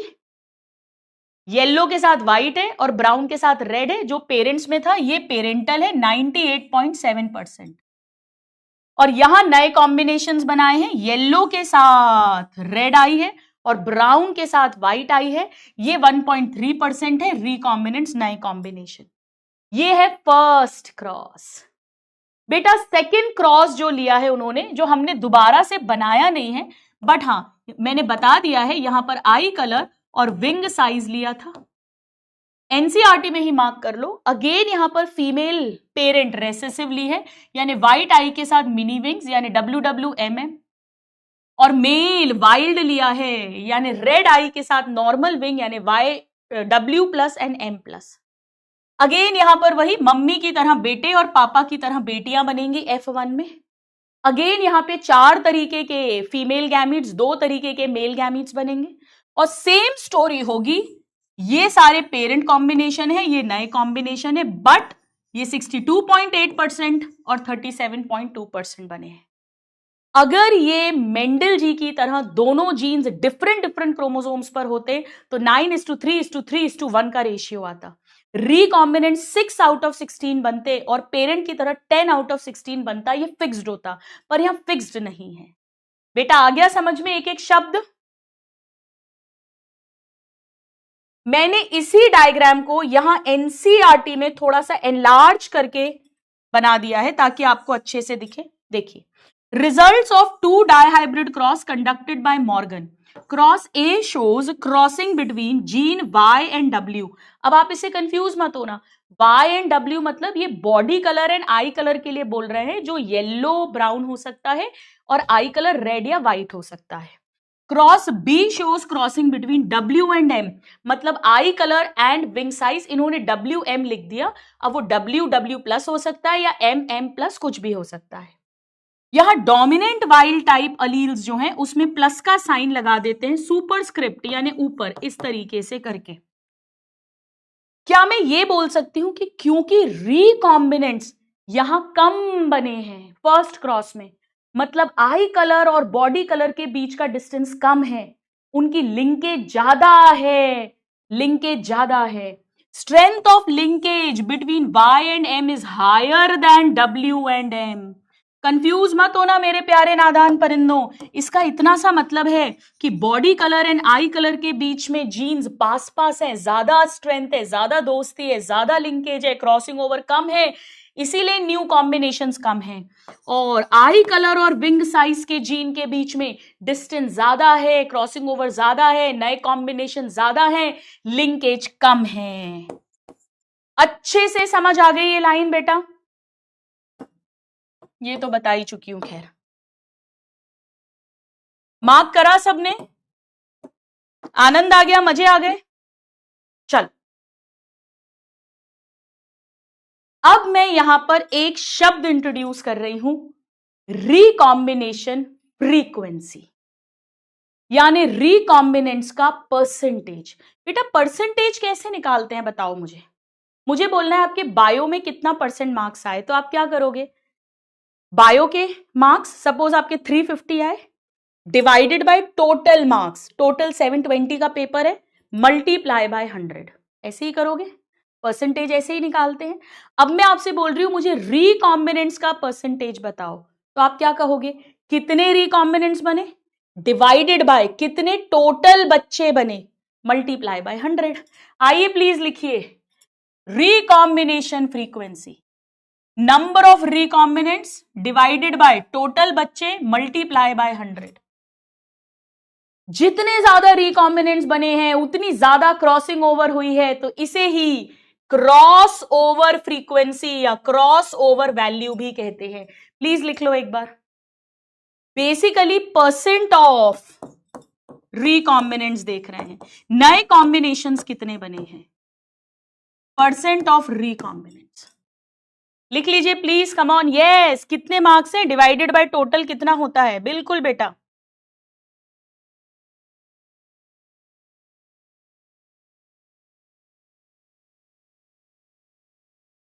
जैसे एक सिंपल सा एग्जाम्पल यहां पर मैं दे रही हूं आपको कि मान लो कि एक पेरेंट की तरह 380 ऑफस्प्रिंग्स बने हैं, मान लो, लिखो लिखो लिखो।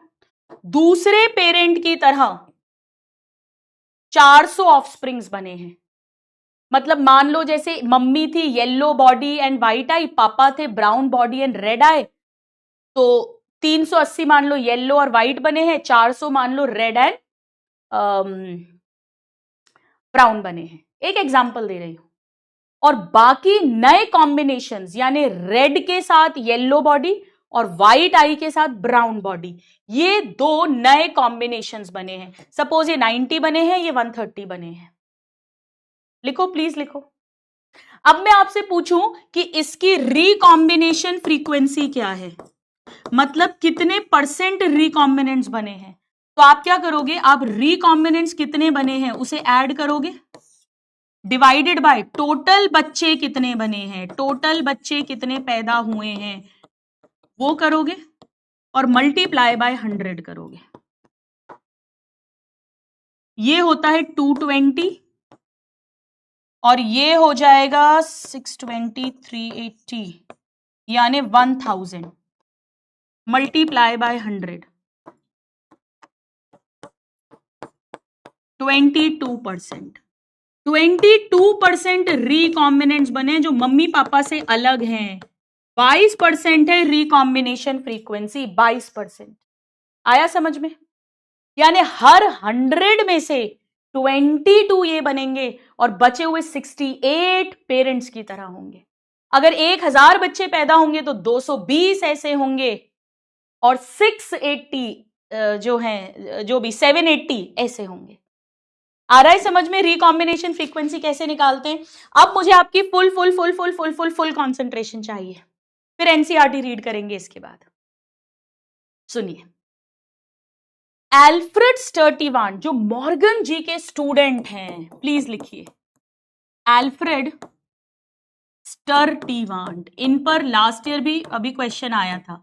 Alfred Sturtevant, he was a student of Morgan, a student of Morgan.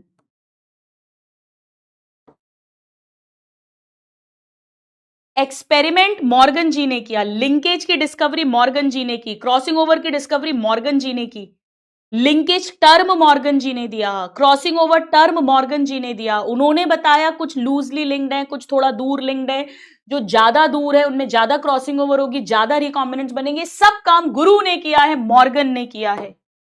Morgan जी के एक बहुत इंटेलिजेंट स्टूडेंट है स्टर्टीवांट। इन्होंने पहला he gave first linkage map.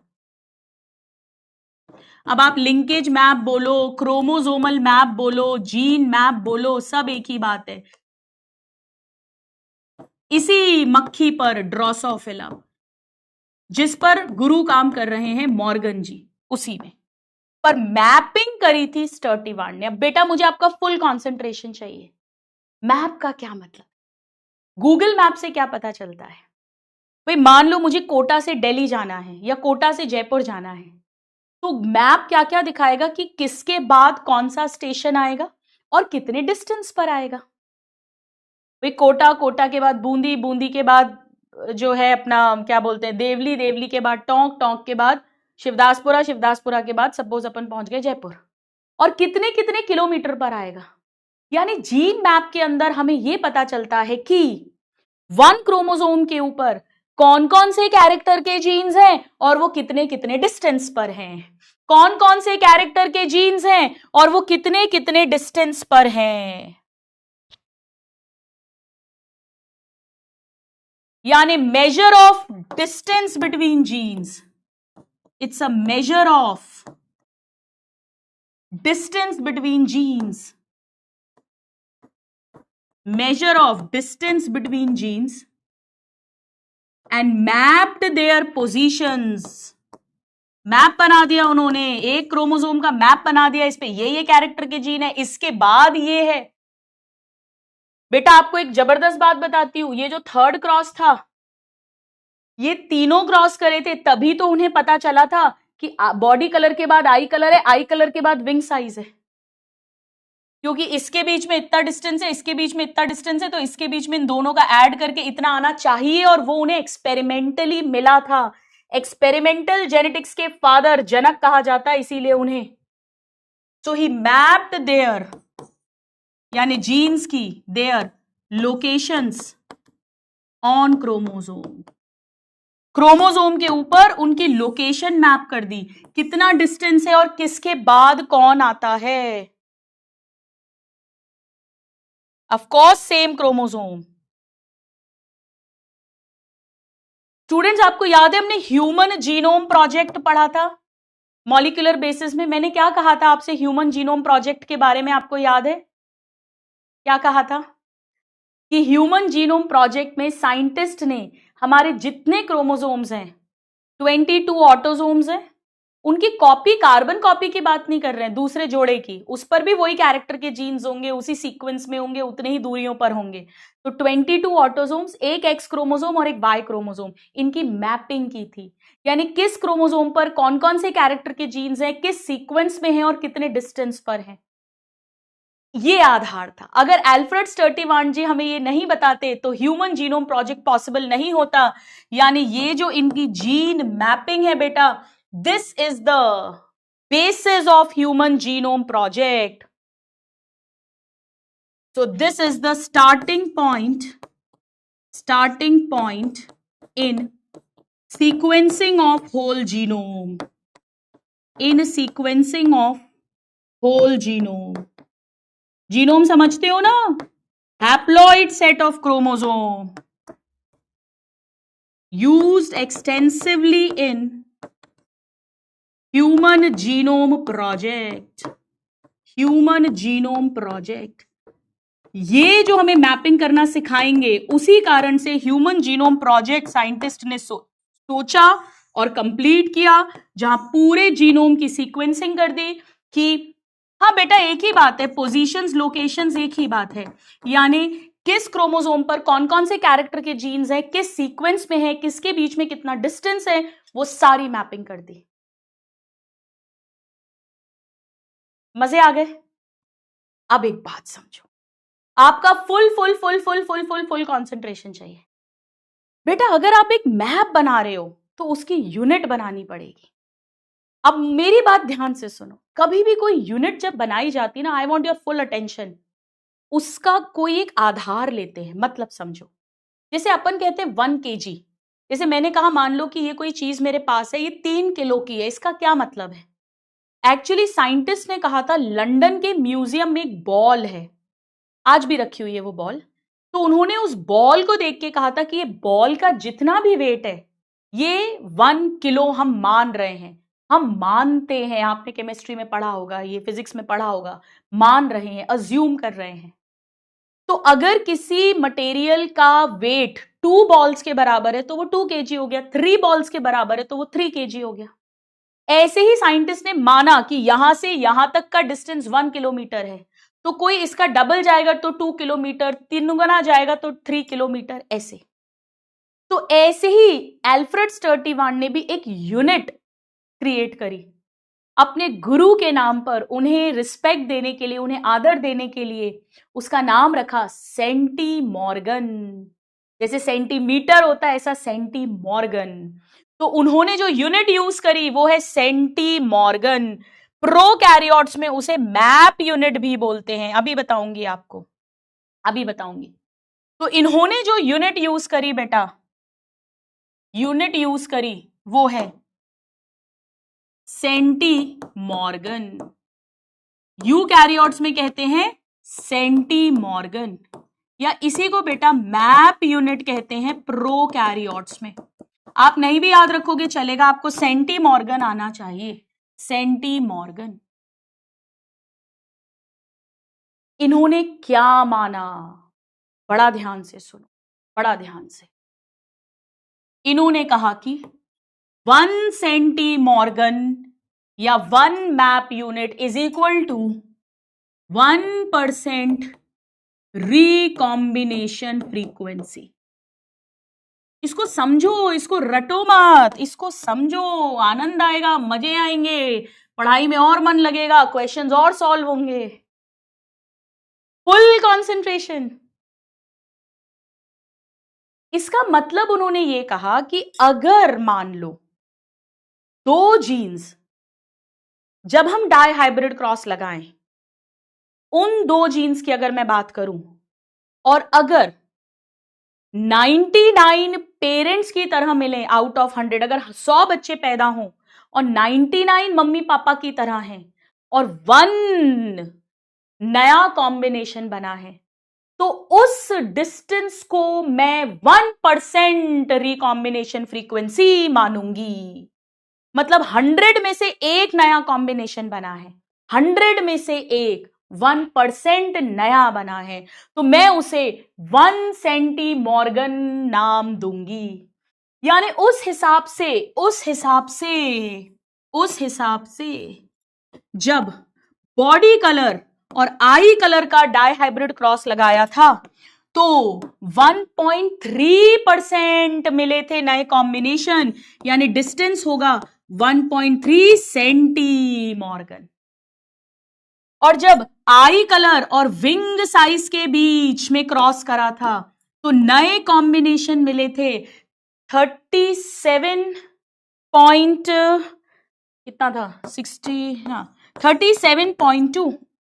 अगर 1% मिलता तो 1 सेंटीमॉर्गन, 37.2% मिला तो 37.2 सेंटीमॉर्गन।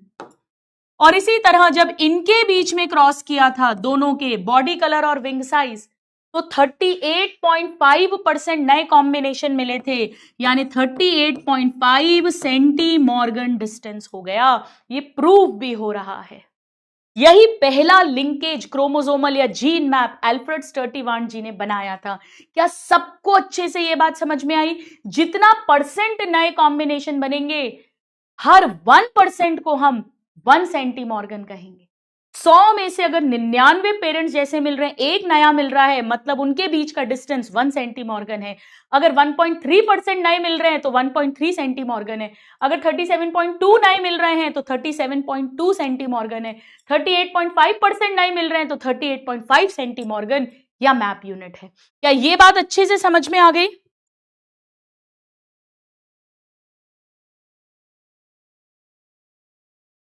स्टूडेंट्स, क्या मैं ये कह सकती हूं कि जितनी ज्यादा रिकॉम्बिनेशन फ्रीक्वेंसी है, उतने ज्यादा रिकॉम्बिनेंट्स बन रहे हैं, यानी उतनी ज्यादा क्रॉसिंग ओवर हो रही है, यानी उतना ज्यादा डिस्टेंस है बिटवीन टू जीन्स, यानी उतनी कम दोस्ती है, उतना कम लिंकेज है। बिल्कुल इजी है बेटा। नए दोस्त जितने बन रहे हैं, यानी दिलों में दूरी उतनी ज्यादा है, यानी उतना कम गहरी दोस्ती है। आ गया समझ में? जितना ज्यादा डिस्टेंस है, उतनी ज्यादा क्रॉसिंग ओवर है, उतने ज्यादा नए कॉम्बिनेशन बनेंगे, उतनी ज्यादा रिकॉम्बिनेशन फ्रीक्वेंसी है और उतनी कम दोस्ती है।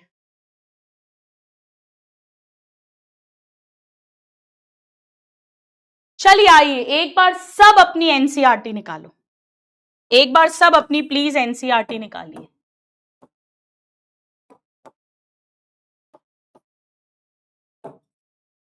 निकालिए, निकालो लिंकेज एंड रिकॉम्बिनेशन प्लीज।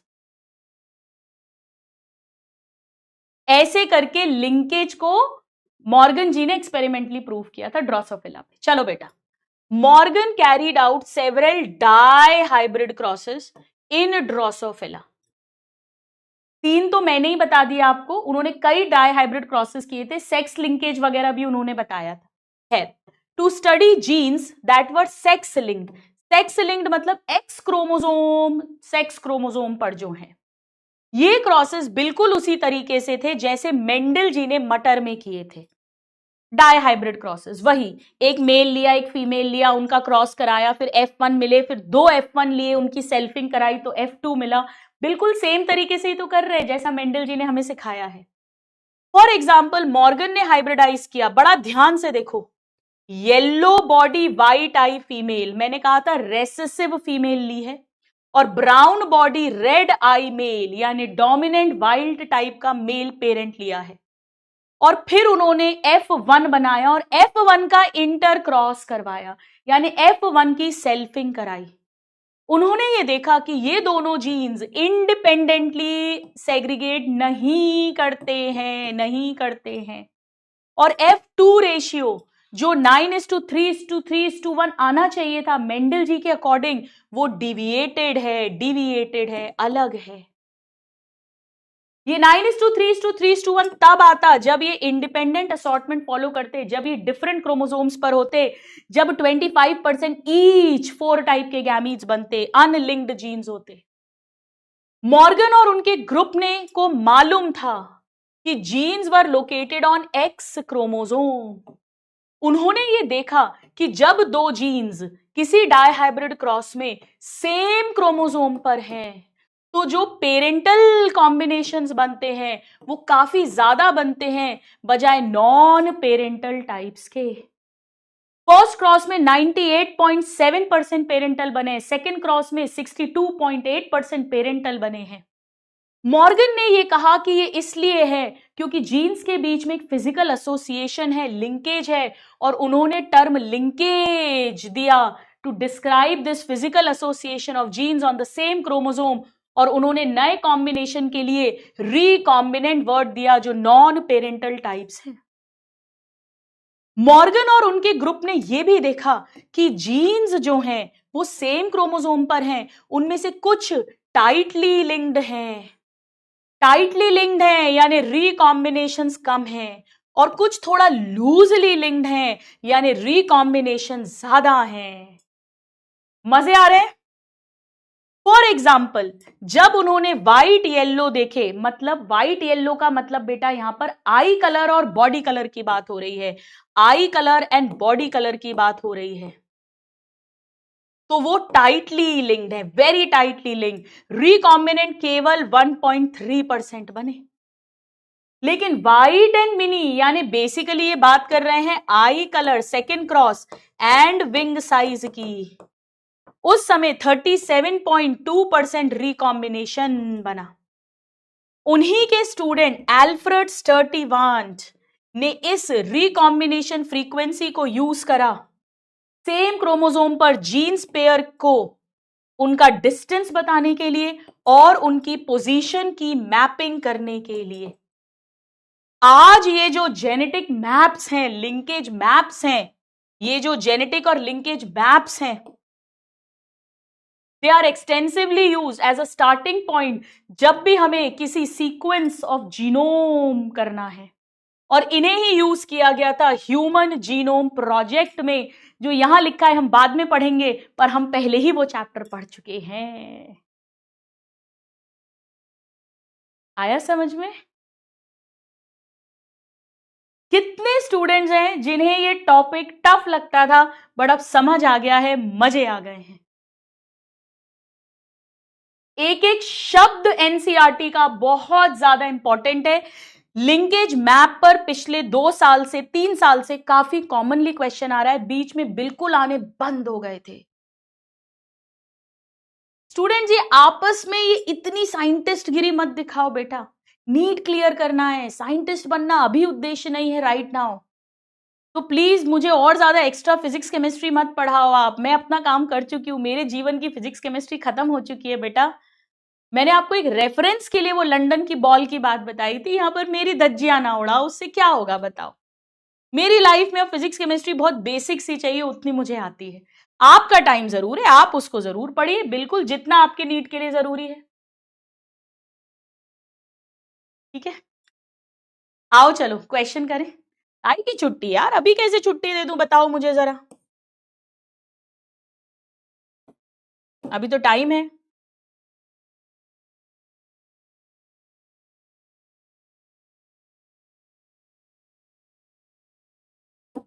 यहां पर अपन लिख भी देते हैं कि ये वाले जो दोनों जीन्स हैं, फाइनली रिजल्ट क्या है कि ये वेरी टाइटली लिंक्ड है, और क्योंकि ये वेरी टाइटली लिंक्ड है इसीलिए वेरी लो रिकॉम्बिनेंट्स है, वेरी लो रिकॉम्बिनेंट्स है। आओ चलो लिख दे। जबकि यहां पर जो है ये लूजली लिंक्ड है कंपैरेटिवली, तो दूर दूर है, क्रॉसिंग ओवर भी ज्यादा होगी, नए नए रिकॉम्बिनेशंस भी ज्यादा बनेंगे। बेटा आप कंफ्यूज मत हो जाना, कंप्लीटली लिंक्ड नहीं है। कंप्लीटली लिंक्ड होते तो क्रॉसिंग ओवर होती ही नहीं, तो नए वाले गैमीट्स बनते ही नहीं, नए कॉम्बिनेशन बनते ही नहीं, 100% पेरेंट की तरह बनते। आइए चलिए फर्स्ट क्वेश्चन करते हैं, करो ट्राई, आए चाहे नहीं आए करो ट्राई।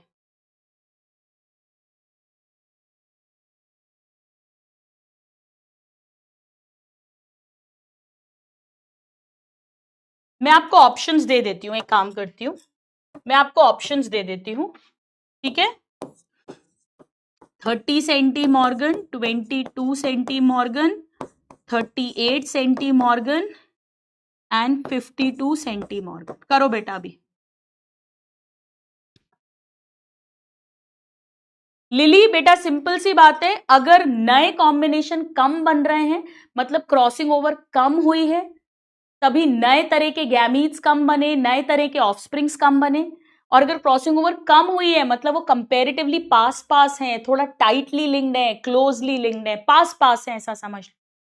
और अगर ज्यादा रिकॉम्बिनेंट्स बन रहे हैं, ज्यादा क्रॉसिंग ओवर हुई है, नए नए गैमीट ज्यादा बने थे, तो नए नए कॉम्बिनेशंस भी ज्यादा बने थे, यानी थोड़ा दूर दूर हैं, यानी लूजली लिंक्ड हैं। चलिए, ये कह रहे हैं कि एक पेड़ है ए बी, उसका क्रॉस कराया दूसरे पेड़ प्लस प्लस से, ये बच्चे पैदा हुए। बेटा ए बी और प्लस प्लस ये पेरेंटल टाइप्स हैं, पेरेंटल, यही तो पेरेंट बोला है, ए बी और प्लस प्लस। अब ये जो कॉम्बोज हैं ए प्लस और बी के साथ प्लस, ये नए कॉम्बिनेशंस हैं, ये पेरेंट्स नहीं है, ये रिकॉम्बिनेंट्स हैं। तो हमें अगर डिस्टेंस निकालना है दो जीन्स के बीच में, तो recombination frequency is equal to 90 plus 130 divided by 90 plus 130 plus 380 plus 400 multiply by 100। ये हमने सेम अभी अभी सॉल्व किया भी था। 22% यानी 22 सेंटीमॉर्गन इनके बीच में डिस्टेंस होगा, क्योंकि ये आएगी 22%, यानी जब इनके बीच में क्रॉस हुआ होगा तो 22% नए बने हैं और बाकी पुराने हैं। 64% राज, प्रीतम, लक्ष्मी प्रिया, ऋत्विक, वेरी गुड। चलिए आइए एक जबरदस्त क्वेश्चन मैं आपको देती हूं। पहले जबरदस्त से थोड़ा कम वाला देती हूं, फिर जबरदस्त वाला दूंगी। चलो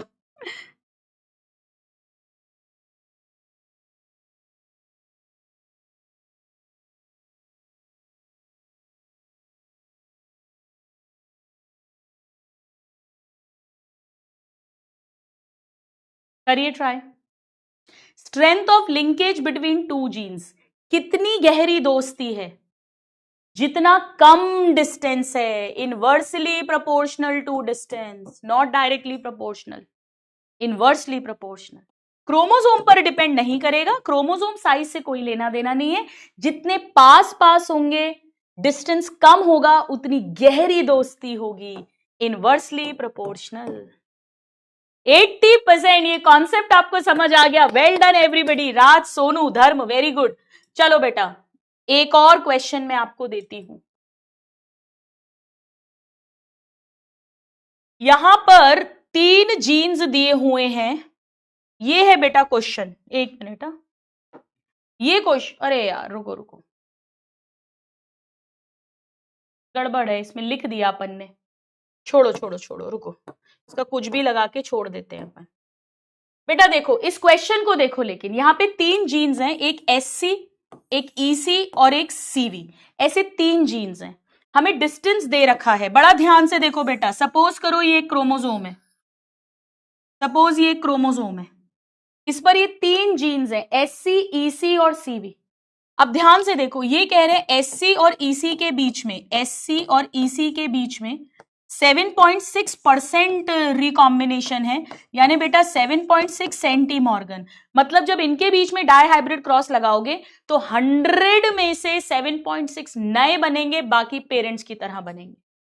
और ईसी और सीवी के बीच में, ईसी और सीवी के बीच में 9.7% यानी 9.7 सेंटीमॉर्गन का डिस्टेंस है, क्योंकि अगर आप ईसी और सीवी का डायहाइब्रिड क्रॉस बनाओगे तो 100 में से 9.7% नए बनेंगे।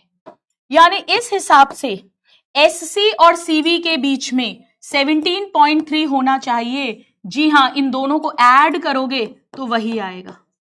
यानी अगर हमसे सीक्वेंस पूछा जाए, सीक्वेंस, इस क्वेश्चन में सीक्वेंस पूछा गया था, तो सबसे पहले एससी है, उसके बाद ईसी है, उसके बाद सीवी है। स्टूडेंट्स मुझे आपका एक फुल कंसंट्रेशन चाहिए यहां पर, सुनो ध्यान से। ये आपने क्वेश्चन में जो दिया है उससे आंसर निकाला है, फुल ध्यान से सुनो बेटा, सुनो। अगर मान लो मैं इसमें कुछ बदलाव कर दूं, भाई ऐसा भी तो हो सकता है कि ये क्रोमोसोम इतना लंबा हो और ये सीवी इस तरफ हो। सुनो ध्यान से, अगर मान लो मैं ऐसा ना बनाऊं, मैं चाहती ऐसा, मैं आपसे कहती कि सीवी इस तरफ है, एससी इधर है और ईसी इधर है, तो मुझे क्वेश्चन में क्या चेंज करना पड़ता? बड़ा ध्यान से देखो।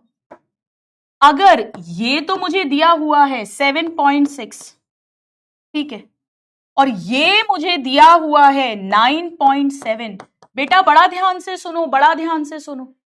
ये मुझे 7.6 दिया है, 7.6, इन दो के बीच में 9.7 दिया है। अगर ये इस सीक्वेंस में है तो इन दो के बीच में दिस प्लस दिस इतना होना चाहिए। बट अगर मान लो ये वाला इधर लगा हुआ है, ये पहले है फिर ये है फिर ये है, अभी भी मुझे ये दिया हुआ है ये दिया हुआ है, बट उस केस में ये मैं कितना लिखती, ये मैं लिखती 2.1 सेंटीमॉर्गन। यानी इसी क्वेश्चन के अंदर अगर मैं इसे चेंज करके 2.1 सेंटीमॉर्गन कर दूं तो जो आंसर आएगा वो सीवी पहले, एससी बाद में, ईसी उसके बाद। कितने स्टूडेंट्स को ये बात समझ आ गई कि अगर ये फर्स्ट सिचुएशन है तो ये आंसर है, बट अगर ये वाली सिचुएशन है तो ये आंसर है। कितने स्टूडेंट्स को ये कॉन्सेप्ट समझ में आया? जरा मुझे यस या थम्स अप दे दीजिए। आपसे सीक्वेंस पूछा है, आपको 3 जीन्स दिए हैं और तीनों में 2-2 के बीच की रिकॉम्बिनेशन फ्रीक्वेंसी दे रखी है। आपने अकल लगाई है कि इसके बीच इतनी है, इसके बीच इतनी दी है, इसके बीच इतनी दी है, यानी इसका ये सीक्वेंस होगा। बट अगर आपको ये और ये वाली फ्रीक्वेंसी दे देते तो सीक्वेंस ऐसा होता। वो इस तरह के और भी क्वेश्चंस बना सकते हैं। क्या आपको समझ में आया? ये फर्स्ट सिचुएशन है और ये सेकंड सिचुएशन है। एक ही क्वेश्चन के अंदर मैंने आपको 2 क्वेश्चंस दे दिए हैं। आइए चलिए अब एक जबरदस्त क्वेश्चन करेंगे और ये है आपका होमवर्क। इसे मैं कल क्लास में डिस्कस करूंगी। आज है क्या टाइम?